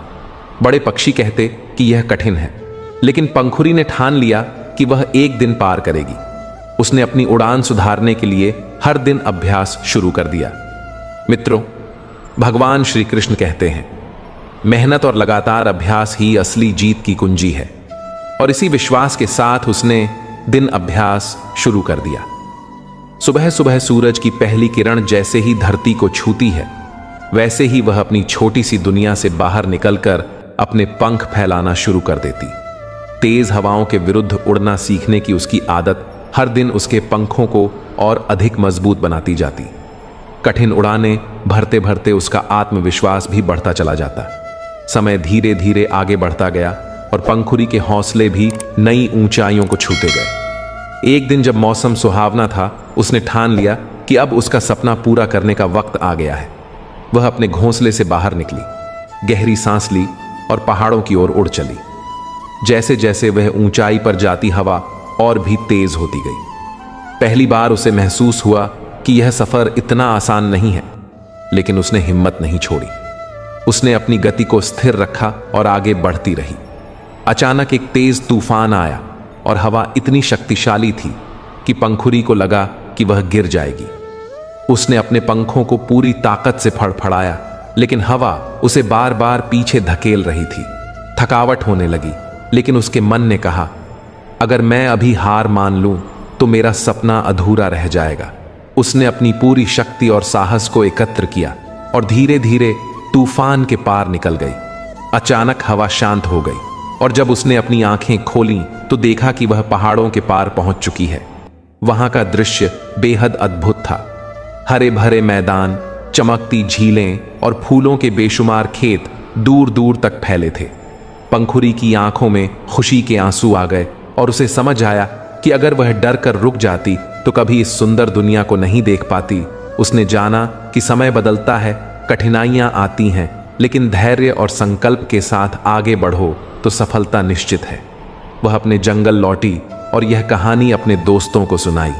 अब वे भी मानने लगे थे कि हिम्मत और धैर्य से कोई भी सपना पूरा किया जा सकता है। उसकी कहानी पूरे जंगल में प्रेरणा का प्रतीक बन गई और हर चिड़िया अपने सपनों को पूरा करने की हिम्मत जुटाने लगी। मित्रों, भगवान श्री कृष्ण कहते हैं, जो धैर्य, हिम्मत और विश्वास रखता है उसके लिए कोई भी मंजिल असंभव नहीं होती। समय हमेशा एक जैसा नहीं रहता। आज जो कठिन लगता है वह कल सरल बन सकता है। बस धैर्य रखो और आगे बढ़ते रहो। जीवन की हर परिस्थिति का अपना समय होता है। जब चीजें कठिन लगे तो खुद को मजबूत करो। हर तूफान के बाद आसमान साफ होता है। हर अंधेरी रात के बाद उजाला आता है। परेशानियां स्थायी नहीं होती। बस यह विश्वास बनाए रखो कि परिस्थितियां बदलेंगी। जो लोग इंतजार करना जानते हैं वे अंततः जीतते हैं। कभी हार मत मानो, क्योंकि जिस क्षण तुम हार मानते हो उसके ठीक बाद सफलता तुम्हारे दरवाजे पर खड़ी होती है। समय की परीक्षा कठिन हो सकती है, लेकिन यह तुम्हें मजबूत बनाने के लिए आती है।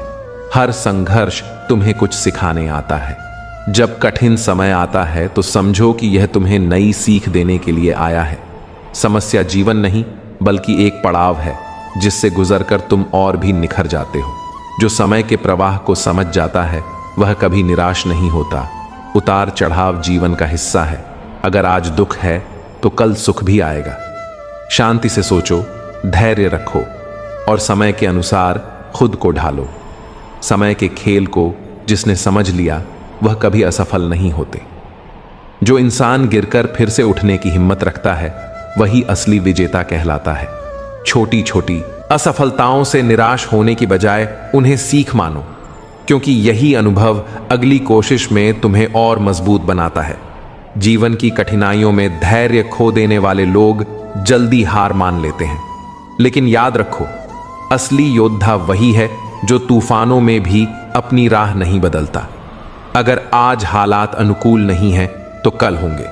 तुम्हें केवल अपने कर्मों पर ध्यान देना है और बाकी सब कुछ समय पर छोड़ देना चाहिए। सफलता इतनी आसान होती तो हर कोई उसे पा लेता, लेकिन वास्तविक जीत उन्हीं को मिलती है जो संघर्ष और मेहनत से आगे बढ़ते हैं।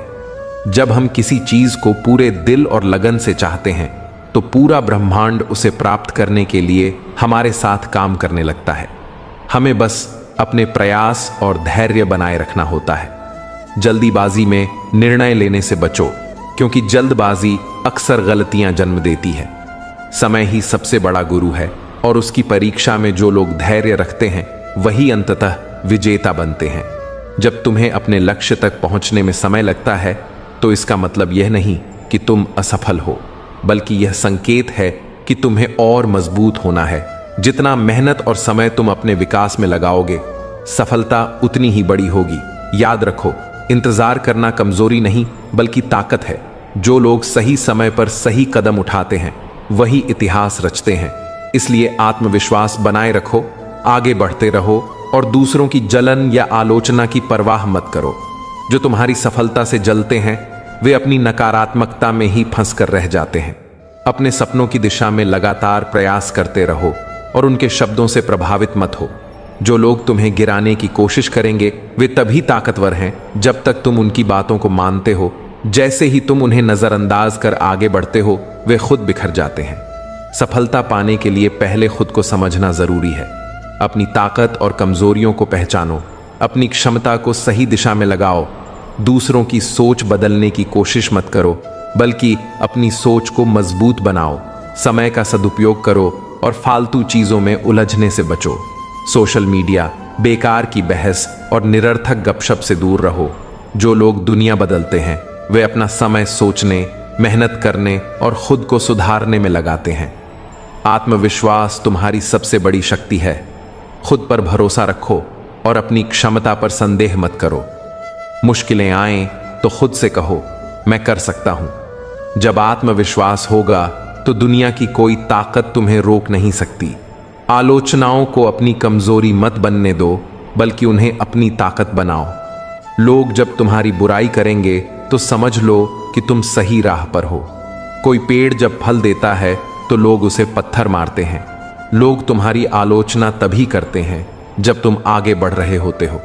उनकी बातें दिल पर मत लो, बल्कि उन्हें अपने कदमों की आवाज बनने दो।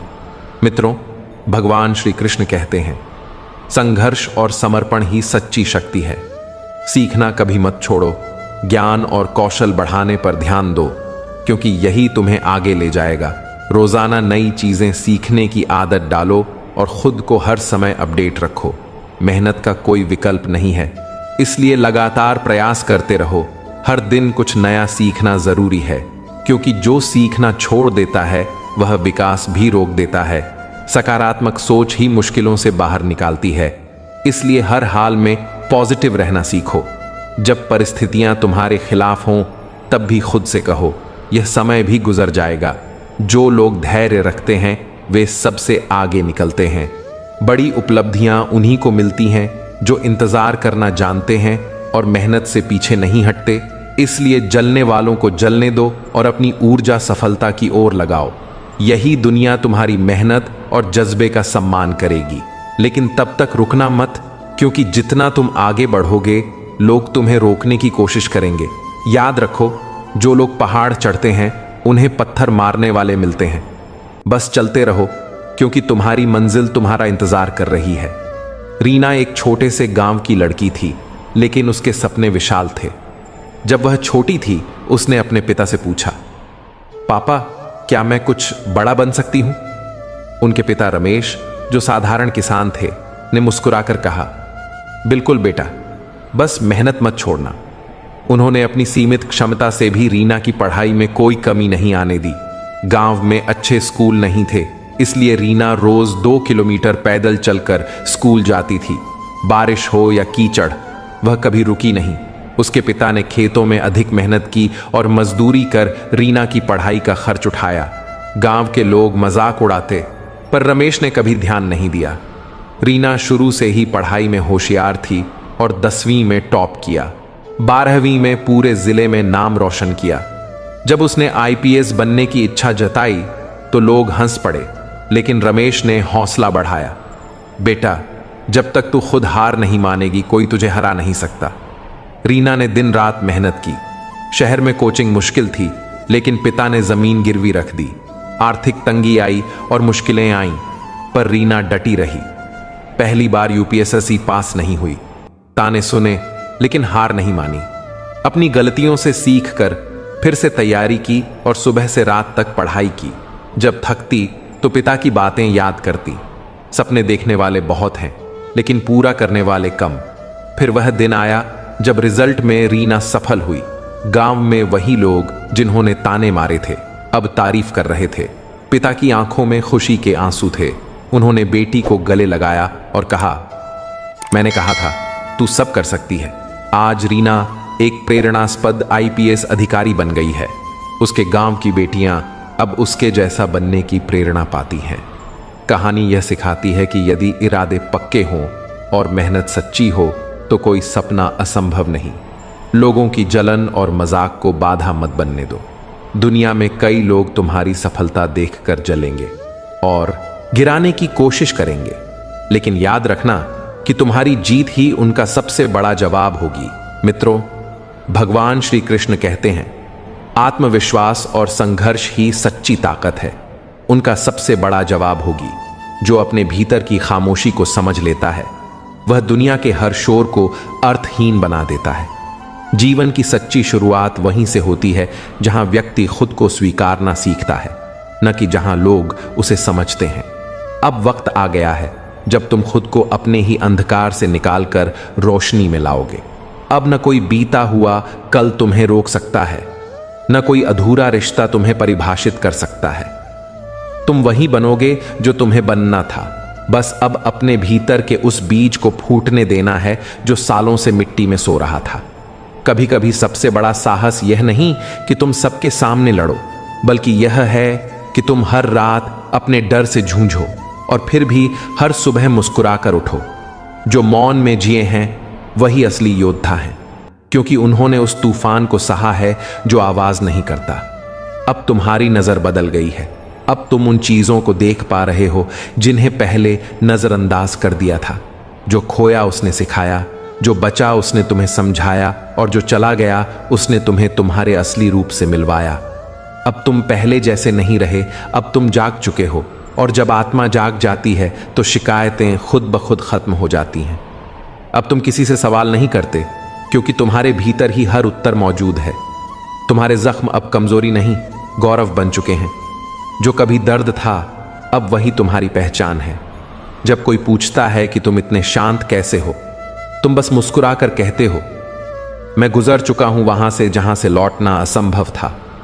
जो लोग तुम्हें छोड़कर गए वे तुम्हारे शत्रु नहीं, तुम्हारे गुरु थे। उन्होंने तुम्हें खुद से मिलवा दिया।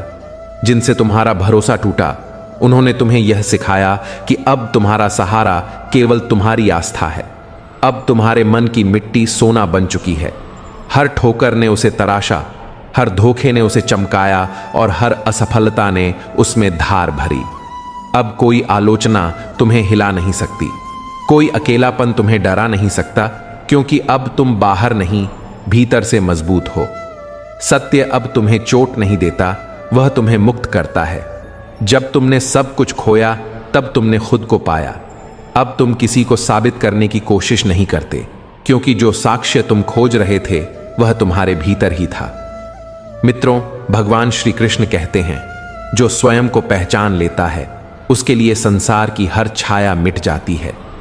जो अपने भीतर के प्रकाश को जान ले उसे किसी दीपक की आवश्यकता नहीं होती। अब तुम वही दीपक हो जो खुद की राह भी रोशन करता है और दूसरों की भी। तुम्हें अब सहारे की जरूरत नहीं, क्योंकि अब तुम्हारी रीढ़ में वह अग्नि जल रही है जो तुम्हारे हर कदम को दिशा दे रही है।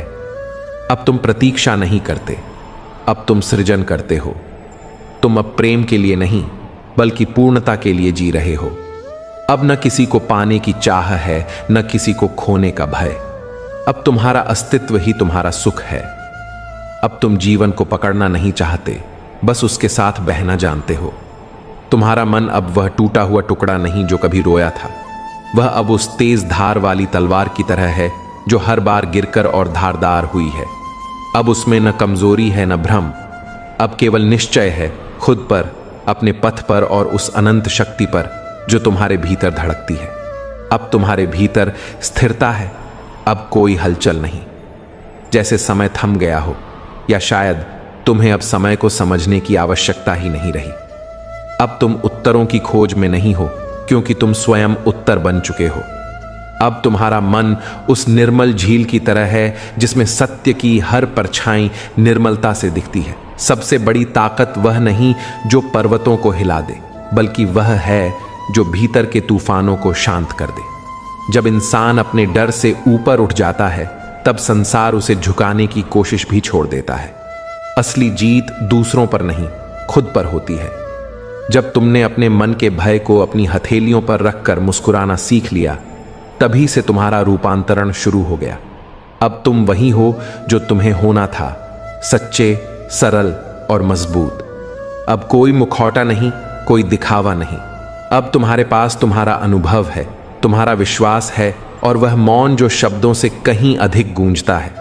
अब अकेलापन तुम्हारा शत्रु नहीं, तुम्हारा गुरु बन गया है। जब कोई नहीं था तब भी तुम्हारे भीतर कोई शक्ति थी जो तुम्हें उठाती रही। अब वही शक्ति तुम्हारा मार्गदर्शन कर रही है। तुम्हारी यह यात्रा अंत नहीं, एक नई शुरुआत है। अब तुम खुद के साथ हो, और यही सबसे बड़ा साथ है। अब कोई रिश्ता तुम्हें कैद नहीं कर सकता, कोई परिस्थिति तुम्हें झुका नहीं सकती। अब तुम्हारी आत्मा उतनी ही गहरी हो चुकी है जितनी समंदर की लहरें होती हैं। जब तुम उठ खड़े हुए तो याद रखना, वो हर दर्द जिसने तुम्हें गिराया उसी ने तुम्हें मजबूत बनाया। अब तुम्हारा टूटना तुम्हारी सबसे बड़ी साधना बन चुका है। अब तुम्हारी खामोशी भी प्रेरणा है, और तुम्हारा मौन किसी ग्रंथ से कम नहीं। तुम अब उन चीजों से नहीं डरते जो पहले तुम्हें रुलाती थीं। क्योंकि अब तुम्हारा मन लोहे जैसा कठोर नहीं बल्कि प्रेम जैसा अडिग हो गया है। अब तुम जीवन से नहीं भागते, अब तुम उसके संग बहते हो। अब कोई प्रश्न नहीं, कोई क्रोध नहीं, अब बस एक स्वीकृति है। जो भी घटा सही था, जो भी गया आवश्यक था, और जो भी बचा वही सत्य है।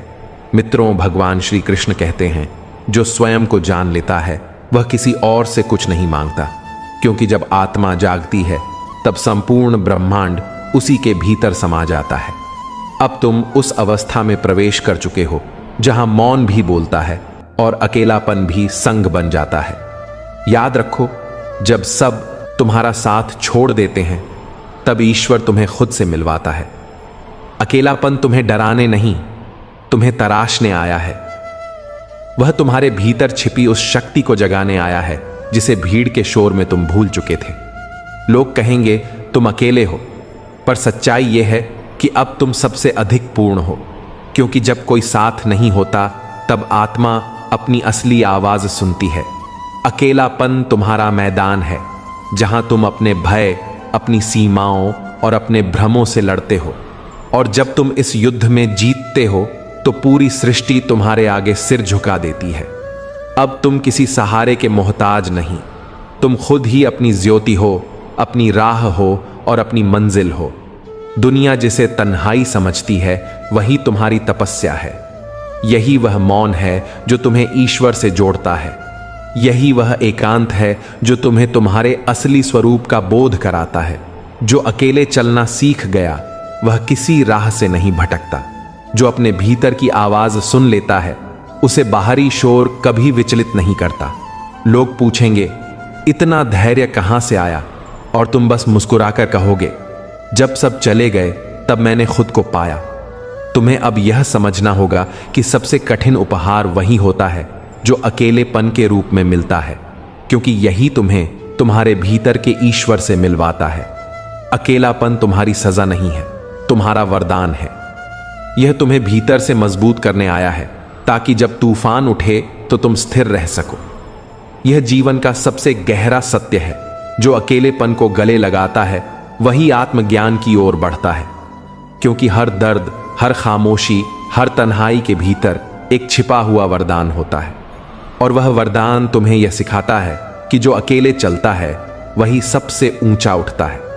इसलिए यह याद रखो, अकेलापन तुम्हारा अभिशाप नहीं, यह जीवन का सबसे पवित्र उपहार है। हार मानने के बजाय अपनी असफलताओं को अनुभव के रूप में अपनाओ और उनसे सीख लेकर आगे बढ़ो। जब लोग तुम्हारी हंसी पर ताने मारते हैं तो याद रखना कि उनका डर यह है कि कहीं तुम उनसे आगे ना निकल जाओ। उनकी बातें तुम्हें रोकने के लिए नहीं बल्कि तुम्हें और मजबूत बनाने के लिए हैं। इतना सक्षम बनो कि कोई यह ना कह सके कि मेरे बिना तुम्हारा क्या होगा। जब तुम अपने कदमों पर मजबूती से खड़े हो जाओगे और मेहनत का फल मिलने लगेगा तो वही लोग तुम्हारी तारीफ करने लगेंगे जो कभी तुम्हारे सपनों का मजाक उड़ाते थे। इसीलिए दूसरों की बातों से अपनी पहचान मत बनाओ, बल्कि अपनी मेहनत से खुद को साबित करो। दिल लगाने वाले अक्सर तबाह होते हैं और मुश्किलें तब नजर आती हैं जब हमारा ध्यान अपने उद्देश्य से भटक जाता है। जीवन में असली सफलता उन्हीं को मिलती है जो अपने सपनों के प्रति वफादार रहते हैं, चाहे राह कितनी भी कठिन क्यों ना हो।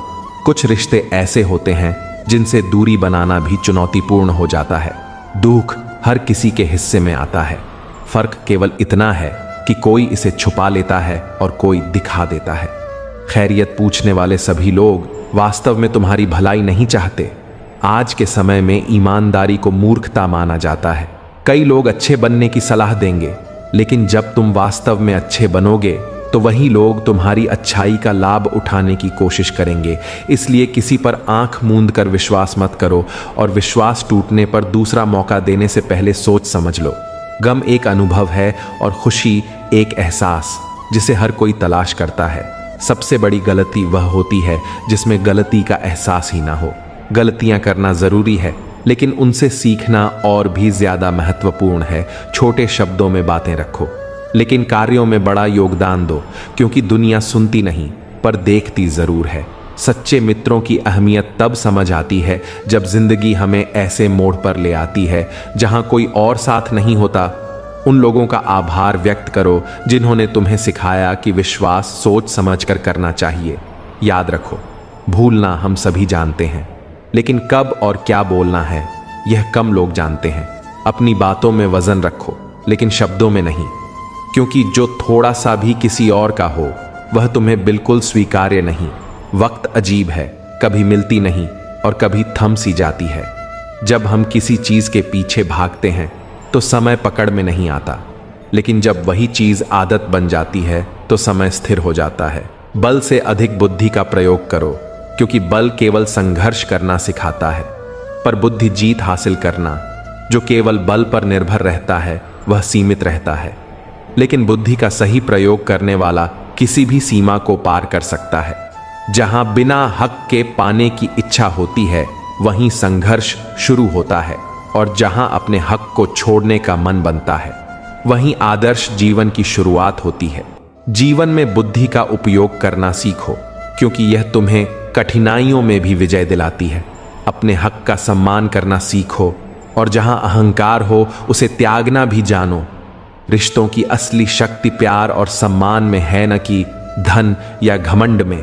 धन केवल नियमों को खरीदा जा सकता है, लेकिन इज्जत और संबंध केवल सच्चे प्रेम से बनते हैं। अपनी राह पर सच्चाई, भरोसा और बुद्धिमानी के साथ चलते रहो, क्योंकि यही असली जीवन की सीख है, और यह तुम्हें सच्चे सुख और संतोष का अनुभव कराएगी। जब कोई व्यक्ति केवल सुनने लगे और बोलना बंद कर दे तो समझो कि आपने उसे खो दिया। रिश्ते शब्दों से नहीं, भावनाओं से जीवित रहते हैं। मेहनत करने की आदत डालो और जीत अपने आप आएगी। थकान काम से नहीं, बल्कि चिंता, भय और असंतोष से आती है। जिनकी वजह से हम दुखी होते हैं वही अक्सर हमें सबसे ज्यादा चोट पहुंचाते हैं। लोग और मौसम बदलते हैं, भले यह बदलाव दिखाई ना दे, पर महसूस जरूर होता है। जिस पर ध्यान देना छोड़ दिया वह धीरे धीरे खत्म हो जाता है। चाहे वह स्वास्थ्य हो, धन हो, संगति हो या कोई रिश्ता। खुशियों में सभी आपके साथ होते हैं, लेकिन दुख में केवल वही लोग खड़े रहते हैं जो सच्चे हैं। जब आप सफल होते हैं तो कई लोग साथ खड़े होते हैं, लेकिन संघर्ष में केवल सच्चे साथी ही साथ रहते हैं। कभी अपने फायदे के लिए दूसरों का इस्तेमाल मत करो, क्योंकि एक दिन तुम खुद भी उसी स्थिति में आ सकते हो। हर मुस्कान के पीछे दर्द और हर दर्द के पीछे सीख होती है, और यही सीख जिंदगी का दूसरा नाम है। मुझे ऐसे लोग पसंद हैं जो साधारण दिखते हैं, लेकिन कठिनाइयों में भी सच्चाई और धैर्य के साथ खड़े रहते हैं। मित्रों, भगवान श्री कृष्ण कहते हैं, अपनी बुद्धि, धैर्य और सच्चाई से हमेशा आगे बढ़ो और मुश्किलों में अडिग रहो, और साहस के साथ खड़ीडीहे रहते हैं। तुमने हमेशा कोशिश की कि हर कोई तुमसे खुश रहे, कि किसी को तुम्हारी वजह से दुख ना हो, लेकिन इसी कोशिश में तुमने खुद को अनदेखा कर दिया। अब समझो कि जो खुद से प्रेम नहीं करता वह किसी और को सच में प्रेम दे भी नहीं सकता। संवेदनशील होना कमजोरी नहीं, बल्कि यह तुम्हारी आत्मा की पवित्रता का प्रमाण है। दुनिया इसे दोष कहेगी, क्योंकि वह सच्चाई की गहराई से डरती है। जब भीड़ में रहते हुए भी तुम्हें खालीपन घेर ले, तब यह जान लो कि तुम्हारा दिल अब बाहरी शोर से नहीं, बल्कि भीतर की शांति से जुड़ना चाहता है। और यही एहसास तुम्हें यह समझाता है कि सबसे गहरा संबंध वही है जो तुम्हें खुद से जोड़ दे, क्योंकि खुद का साथ ही सबसे सच्चा है। हर बार जब तुमने अपने दर्द को मुस्कान में छुपाया और किसी और की खुशी को अपनी प्राथमिकता बना दिया, तब तुमने उस इंसानियत का परिचय दिया जो अब दुर्लभ हो चुकी है। क्योंकि जो दूसरों के लिए त्याग करता है वह साधारण नहीं, बल्कि आत्मबल का योद्धा होता है। गीता में यह बताया गया है कि जो व्यक्ति अपने आत्मसम्मान की रक्षा करता है वही सच्चे सुख को प्राप्त करता है, क्योंकि आत्मा का सुकून किसी बाहरी प्रशंसा से नहीं, बल्कि भीतर की सत्यता से जन्म लेता है। जब तुम रिश्तों को बचाने के लिए अपनी सीमाएं तोड़ते हो, तब वही लोग तुम्हारे मौन को अपराध और तुम्हारे त्याग को स्वाभाविक समझने लगते हैं, और यहीं से तुम भीतर से खाली होने लगते हो। एक समय ऐसा आता है जब आईना भी पूछता है, क्या यही वो इंसान है जिसने कभी खुद से प्रेम किया था? और उत्तर में बस एक चुप्पी गूंजती है। मित्रों, भगवान श्री कृष्ण कहते हैं, जहां आत्मसम्मान ना हो वहां प्रेम नहीं रह सकता, और जहां भावनाओं का मूल्य ना समझा जाए वहां आत्मा का संबंध टूट जाता है। जब कोई व्यक्ति बिना कहे तुम्हारे साथ खड़ा हो जाए, तुम्हारी खामोशी को पढ़ ले, तुम्हारे दर्द को महसूस कर ले, वही वास्तव में तुम्हारे जीवन का सच्चा साथी होता है। बाकी तो बस समय के साथ बदलने वाली भीड़ है जो सिर्फ तालियां बजाने के लिए पास आती है। जब लोग तुम्हारे सब्र को कमजोरी और तुम्हारी खामोशी को घमंड समझने लगें, तो यह मत भूलना कि तुम्हारे मौन में वह शक्ति है जो शब्दों से भी गहरी है। कई बार तुम उन्हीं के लिए रोते हो जिनके दिल में तुम्हारे लिए एक आंसू की जगह भी नहीं होती, और जब आंसू सूख जाते हैं तो यही जीवन सिखाता है कि जिनके जाने से तुम टूटते हो, उनके बिना ही तुम्हें पूर्ण होना है। रिश्ता तब खत्म नहीं होता जब लोग दूर हो जाते हैं, बल्कि तब होता है जब वे पास रहकर भी तुम्हें महसूस करना बंद कर देते हैं। जब कोई तुम्हारे दिल को दर्द दे और फिर भी तुम्हारे सच्चेपन को झूठा कहे, तो समझो वह रिश्ता ईश्वर ने तुम्हें सबक देने के लिए भेजा था। दुनिया में सबसे बड़ी गलती यह है कि इंसान खुद को साबित करने की दौड़ में इतना खो जाता है कि अपनी आत्मा की आवाज सुनना ही भूल जाता है। जब तुम एक दिन थक कर खुद से कहो कि अब बस, तब जान लो कि यह अंत नहीं, तुम्हारे पुनर्जन्म की शुरुआत है। क्योंकि वही क्षण होता है जब तुम दूसरों की अपेक्षाओं से मुक्त होकर अपने सच्चे अस्तित्व को पहचानते हो। अगर कोई तुम्हारी कमियों को गिनाता है लेकिन तुम्हारे दर्द का कारण नहीं पूछता, तो वहां प्रेम नहीं, अहंकार का निवास होता है।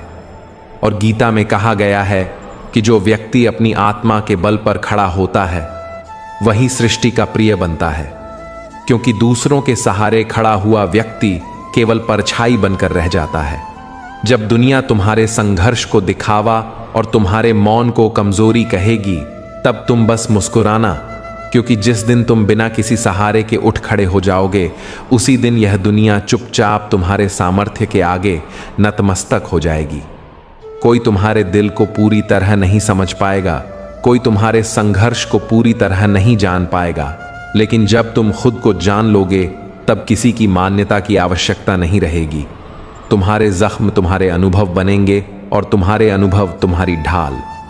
यही जीवन का चक्र है जो आज तुम्हें रुला रहे हैं, कल तुम्हारे भीतर शक्ति का स्रोत बनेंगे, और जो आज तुम्हें गिराने की कोशिश कर रहे हैं, वही कल तुम्हारी उड़ान देखकर मौन हो जाएंगे। क्योंकि जिनके पास आत्मबल होता है, वे किसी के लिए नहीं रुकते, बल्कि वही आगे चलकर इस संसार में परिवर्तन की बुरी ताकत बनेंगे। तुम्हारी खामोशी ही तुम्हारी सबसे सशक्त भाषा बन जाती है, और तुम्हारी तन्हाई वही मित्र है जो बिना किसी शर्त के तुम्हारे साथ खड़ा रहता है। जब तुम दूसरों की अपेक्षाओं को पीछे छोड़कर अपनी आत्मा की सुनो और उसके अनुसार कदम बढ़ाओगे, तो लोग कहेंगे कि तुम बदल गए हो, लेकिन वास्तव में तुमने बस अपने असली स्वरूप को पहचान लिया है। यही वह समय है जब समझ आता है कि अकेले चलना कमजोरी नहीं, बल्कि शक्ति है, और दूसरों की गैर मौजूदगी में भी खुद को संपूर्ण महसूस करना असली सफलता है।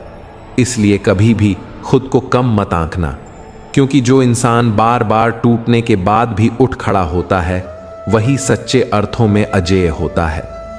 कमजोरी में डूबना अपराध नहीं, पर स्वयं को हार मान लेना और अपनी पहचान खो देना सबसे बड़ा अन्याय है।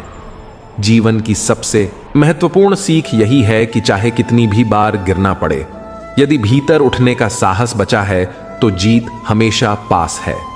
मित्रों, भगवान श्री कृष्ण कहते हैं कि संघर्ष का मैदान केवल कुरुक्षेत्र नहीं होता, बल्कि हर वह क्षण होता है जब हम अपने सपनों, जिम्मेदारियों और आत्मविश्वास से लड़ते हैं। जब परिस्थितियां हमें गिरा दें और फिर भी हम खड़े रहें, तो हमारी जिद समय को भी झुका देती है। लोग तुम्हारे आंसुओं पर ध्यान नहीं देते, लेकिन जब तुम आंसुओं को छुपाकर मुस्कान के साथ आगे बढ़ते हो, वही मुस्कान तुम्हारी सच्ची पहचान बन जाती है। आज जो लोग तुम्हारी असफलताओं पर हंसते हैं, वही कल तुम्हारी उपलब्धियों की पुष्टि के लिए खड़े होंगे। इसलिए टूटना मत, बल्कि टूटकर नई शक्ति के साथ उठो। हर गिरावट एक नई शुरुआत की नींव रखती है। जीवन का नियम यही है कि अंधकार के बाद ही उजाला आता है और अपमान के बाद ही आत्मसम्मान जन्म लेता है। जब दुनिया तुम्हें कमजोर कहे तो प्रतिक्रिया मत दो, बस अपने कर्मों में अडिग रहो। जो रिश्ते लालच और स्वार्थ पर टिका होते हैं वे समय के साथ बदल जाते हैं, लेकिन निस्वार्थ संबंध हर तूफान में अडिग रहते हैं। यही समझना जीवन की सबसे बड़ी कला है। जब सब कुछ ठीक चलता है तो हर कोई साथ होता है, पर कठिनाइयों में वही लोग टिकते हैं जिनका अपनापन वास्तविक होता है। गीता में स्पष्ट रूप से कहा गया है कि हर रिश्ता सच्चा नहीं होता, बल्कि वही मूल्यवान है जो तब साथ खड़े रहते हैं जब तुम्हारे पास देने के लिए कुछ नहीं बचा होता। इसलिए सफलता मिले तो घमंड न करो और असफलता आए तो डरना नहीं, क्योंकि यही समय असली और नकली लोगों की पहचान कराता है। याद रखो, हर वह व्यक्ति जो सिर्फ तुम्हारी उपलब्धियों में साथ है, जरूरी नहीं कि वह तुम्हारे संघर्ष में भी साथ खड़ा हो। लेकिन जो व्यक्ति तुम्हारे आंसुओं में चुपचाप हाथ पकड़कर तुम्हारे साथ रहता है, वही तुम्हारा सच्चा अपना है। जो व्यक्ति अकेले रहकर भी अपने भीतर शांति और संतोष पा लेता है, वही जीवन के असली सुख का अनुभव करता है। भीड़ में रहना आसान है, पर अपनी आत्मा के साथ अकेले खड़ा रहना और खुद पर भरोसा करना ही सच्चा साहस है। अक्सर लोग अकेलेपन को कमजोरी समझते हैं, लेकिन वास्तव में यही वह समय होता है जब आत्मा अपनी सबसे गहरी आवाज सुनाती है और व्यक्ति अपनी सच्ची पहचान से परिचित होता है। कोई दिखावा नहीं, कोई अभिनय नहीं, केवल हमारी आत्मा और विचारों का संवाद। यही वह क्षण होते हैं जब समझ आता है कि असली संघर्ष बाहर की दुनिया से नहीं, बल्कि भीतर की गहराई और अपने विचारों के बीच होता है। इसलिए हर कठिनाई को अवसर समझो, हर पीड़ा को साधना समझो और हर अकेलेपन को आत्म साक्षात्कार मानो। क्योंकि जो व्यक्ति खुद के साथ रहना सीख लेता है, उसे किसी की सहायता की आवश्यकता नहीं होती, और वही व्यक्ति जीवन की भीड़ में सबसे अडिग खड़ा दिखाई देता है। अक्सर हम उन लोगों के लिए टूटते हैं जिनके लिए हम कभी महत्वहीन रहते हैं, और यही टूटन हमें सिखाती है कि असली शक्ति बाहरी दुनिया से नहीं, बल्कि हमारे भीतर की गहराई से आती है। जब कोई अपने अकेलेपन को बोझ मानता है तो वह दुख और असंतोष में डूब जाता है, लेकिन जैसे ही वही अकेलापन साधना में बदल जाता है, वह व्यक्ति अपनी सबसे बड़ी शक्ति पा लेता है। सोचो, कितनी बार दूसरों की अपेक्षाओं को पूरा करने के लिए अपने सपनों और इच्छाओं को दबाया गया। कितनी बार दिल की आवाज को चुप कराकर सिर्फ मुस्कान ओढ़ ली क्योंकि लोग तुम्हें मजबूत समझते थे। पर असली शक्ति तो तब होती है जब तुम अकेले बैठकर अपने टूटे दिल को संभालते हो और खुद से कहते हो कि मुझे किसी के सहारे की जरूरत नहीं। मित्रों, भगवान श्री कृष्ण कहते हैं कि जब इंसान हर परिस्थिति में खुद पर अडिग रहना सीख जाता है तो कोई भी बाहरी शक्ति उसे गिरा नहीं सकती। अक्सर लोग कहते हैं कि इंसान को रिश्तों की जरूरत होती है, लेकिन सच्चा रिश्ता वही है जो आत्मा से जुड़ा हो और बिना शर्त सुख दुख में साथ खड़ा रहे। बाकी सब केवल समय और स्वार्थ के साथ बदलते रहते हैं। जो व्यक्ति तुम्हारी खामोशी में भी तुम्हें समझ ले, वही सच्चा अपना है, बाकी केवल भीड़ का हिस्सा है। और जब इंसान यह पहचान लेता है कि असली अपनापन किसका है, तब उसकी दृष्टि बदल जाती है। धोखों से चोट नहीं लगती, बल्कि वे अनुभव उसे सीख और मजबूती देते हैं। हर बार जब तुम किसी को माफ कर देते हो, लोग इसे कमजोरी समझते हैं, पर असली माफी वही कर सकता है जिसका दिल अभी भी प्रेम और समझ से भरा हो। हर चोट और हर कठिन अनुभव तुम्हें भीतर से और भी अधिक मजबूत बनाती है। हर तिरस्कार तुम्हें आत्मनिर्भर बनाता है और हर नकारात्मक अनुभव तुम्हें यह सिखाता है कि जीवन में असली ताकत दूसरों पर निर्भर नहीं होकर खुद पर टिके रहने में है। अकेलेपन का यही मार्ग तुम्हें तुम्हारी असली पहचान से मिलवाता है और यह समझाता है कि अपनी आत्मा की आवाज सुनना ही सबसे बड़ा साहस है। इसलिए दूसरों की नजरों में कैसा दिखते हो, इस पर समय बर्बाद मत करो, बल्कि अपनी आत्मा के सामने कितने ईमानदार हो, यही तुम्हारी सबसे बड़ी जीत है। क्योंकि अंततः वही विजेता कहलाता है जो अपने आंसुओं को शक्ति में बदलता है और अपनी खामोशी को अनुभव में ढाल लेता है। जीवन का मूल यही है कि अकेलापन सजा नहीं, बल्कि आत्मा को समझने का अवसर है, और जो इसे पहचान लेता है वही हर संघर्ष में अडिग रहता है। कई बार इंसान की टूटन इतनी गहरी होती है कि कोई और उसे और चोट नहीं पहुंचा सकता, तब वह सवाल करना छोड़ देता है और मौन उसकी सबसे बड़ी ढाल बन जाता है। वही चुप्पी जो पहले बोझ लगती थी अब उसका सहारा बन जाती है, क्योंकि आंसू सबको दिख जाते हैं, लेकिन मौन की गहराई सिर्फ वही समझ सकता है जिसने टूट कर भी खुद को संभालना सीखा हो। जो लोग तुम्हारे दर्द को छोटा समझते रहे वे कभी तुम्हारे जज्बातों के हकदार नहीं थे। दुनिया अक्सर उन लोगों को स्वार्थी कह देती है जो अपने लिए जीना सीख जाते हैं, लेकिन सच्चाई यह है कि जब तक इंसान खुद का नहीं बनता तब तक यह दुनिया उसे अपनी जरूरतों का साधन मानकर इस्तेमाल करती रहती है। मित्रों, भगवान श्री कृष्ण कहते हैं कि जो व्यक्ति अपनी आत्मा को पहचान लेता है वही असली शक्ति को जानता है। जब लोग तुम्हारी खामोशी से घबराने लगते हैं तो समझो कि तुमने बोलना नहीं बल्कि अपने भीतर सुनना सीख लिया है, और यही असली आत्मबल है। किसी को इतना अधिकार मत दो कि वह तुम्हारी खामोशी तक का मालिक बन जाए, क्योंकि जब चाहत सम्मान को निगल जाती है तब रिश्ते नहीं, आत्मा मरने लगती है। बार बार मुस्कुराने के लिए अपने घाव छुपाना एक दिन आत्मा को थका देता है और मुस्कुराहट भी बोझ लगने लगती है। तुम्हारे सबसे सुंदर शब्द वही हैं जिन्हें तुमने कहे ही नहीं, क्योंकि जिनके लिए कहे वे सुनना नहीं चाहते थे, और जिनके लिए कहे गए वे समझना नहीं चाहते थे। याद रखो, हर वह जगह जहां तुमने बिना शिकायत के सहा वह तुम्हारी कमजोरी नहीं बल्कि तुम्हारा प्रेम था। पर जब प्रेम भी चोट खाने लगे तो चुप रहना कायरता नहीं बल्कि आत्मसुरक्षा है। गीता में स्पष्ट रूप से बताया गया है कि आत्मा की रक्षा करना ही सबसे बड़ा धर्म है, क्योंकि आत्मा अविनाशी है और वही हमें सही मार्ग दिखाती है। जिन लोगों ने तुम्हारी अच्छाई का फायदा उठाया और फिर दोष तुम पर डाला, उन्होंने तुम्हें समझा नहीं, बस इस्तेमाल किया। अब अगर तुम अपने सपनों को जीने का साहस जुटा रहे हो तो यह स्वार्थ नहीं, यह स्वयं से किया गया सबसे पवित्र संकल्प है। जो लोग तुम्हारे बिना भी प्रसन्न रहते हैं उन्हें अपना दर्द मत बताओ, क्योंकि वे दवा नहीं तमाशा देखेंगे। याद रखो, जब किसी को जवाब ना देना ही शांति दे तब वही तुम्हारी सबसे बड़ी विजय है, क्योंकि हर सवाल का जवाब जरूरी नहीं होता, कभी मौन ही सबसे ऊंचा उत्तर बन जाता है। जब तुमने हर बार दूसरों के लिए खुद को खोया और अब खुद को चुना है तो यह सिर्फ साहस नहीं बल्कि सबसे सच्ची वफा है। कई बार भीतर उठते तूफान बाहर दिखाई नहीं देते और मुस्कान के पीछे छिपे दर्द को कोई नहीं समझता। वही अदृश्य घाव धीरे धीरे आत्मा को परिपक्व बनाते हैं। लेकिन जो व्यक्ति सिर्फ जरूरत पड़ने पर तुम्हें याद करता है वह तुम्हारा साथी नहीं, अवसर का व्यापारी है। इसलिए उसे अपनापन का हक मत दो, क्योंकि सच्चा रिश्ता कभी सुविधा के लिए नहीं निभाया जाता। मित्रों, भगवान श्री कृष्ण कहते हैं कि जब इंसान अपनी आत्मा को पहचान लेता है तो किसी और के भरोसे की उसे आवश्यकता नहीं रहती। तुम्हारी सबसे बड़ी शक्ति यही है कि तुम टूट कर भी उठते हो, हार कर भी मुस्कुराते हो और चोट खाकर भी किसी के लिए बुरा नहीं सोचते। अगर किसी को बार बार यह बताना पड़े कि तुम्हारे अंदर क्या महसूस हो रहा है तो समझ लेना कि वह तुम्हारे जज्बातों का अधिकारी नहीं है, क्योंकि जो वास्तव में आत्मा से जुड़ा होता है वह तुम्हारी आंखों की गहराई से ही तुम्हारे मन की बातें पढ़ लेता है।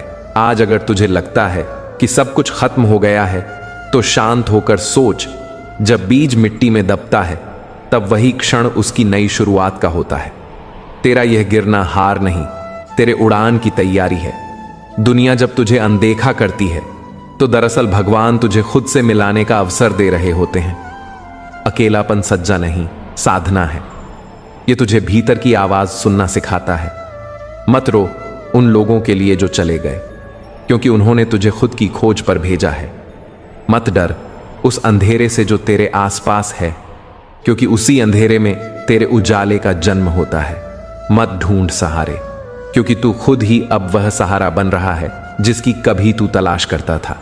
याद रख, हर दर्द के पीछे एक वरदान छिपा होता है और हर तन्हाई के भीतर एक शक्ति पलती है। आज तेरा जो अकेलापन तुझे जलता हुआ लगता है, कल वही तेरी सबसे चमकती हुई रोशनी बनेगा। भीड़ में सब दिखता है, पर सच्चा चेहरा सिर्फ अकेलेपन में सामने आता है। इसलिए मत भाग इससे, इसे अपनाओ, क्योंकि यही तुझे उस इंसान में बदल देगा जो ना किसी की बातों से डिगता है, ना किसी परिस्थिति से टूटता है। जो अकेले मुस्कुराना सीख गया, वही जीवन का सच्चा विजेता है। लोग कहेंगे तू अकेला है, पर सच तो यह है कि तू अब सबसे ज्यादा पूर्ण है, क्योंकि जब तू खुद का हो गया तब तेरा कोई कुछ नहीं बिगाड़ सकता। तेरी यह तन्हाई तेरी मिट्टी है, जिसमें अब तेरी आत्मा का वृक्ष उगने वाला है। बस धैर्य रख और अपने भीतर की चुप्पी को सुन, वही तेरे सभी सवालों के उत्तर रखती है। याद रख, जो अकेले चलने का साहस रखता है वही इतिहास बदल देता है, और जो खुद से डरता है वो कभी दुनिया को जीत नहीं सकता। रात के गहरे सन्नाटे में जब अर्जुन अपने रथ पर बैठा था, उसका हृदय टूटा हुआ था। वह बोला, माधव, सब चले गए, अब मैं अकेला हूं। तभी कृष्ण मुस्कुराए। उन्होंने अर्जुन के कंधे पर हाथ रखा और कहा, अर्जुन, अकेलापन तेरी कमजोरी नहीं, तेरी तपस्या है। भीड़ से दूर जब आत्मा खुद से मिलती है, तभी उसका असली तेज जगता है।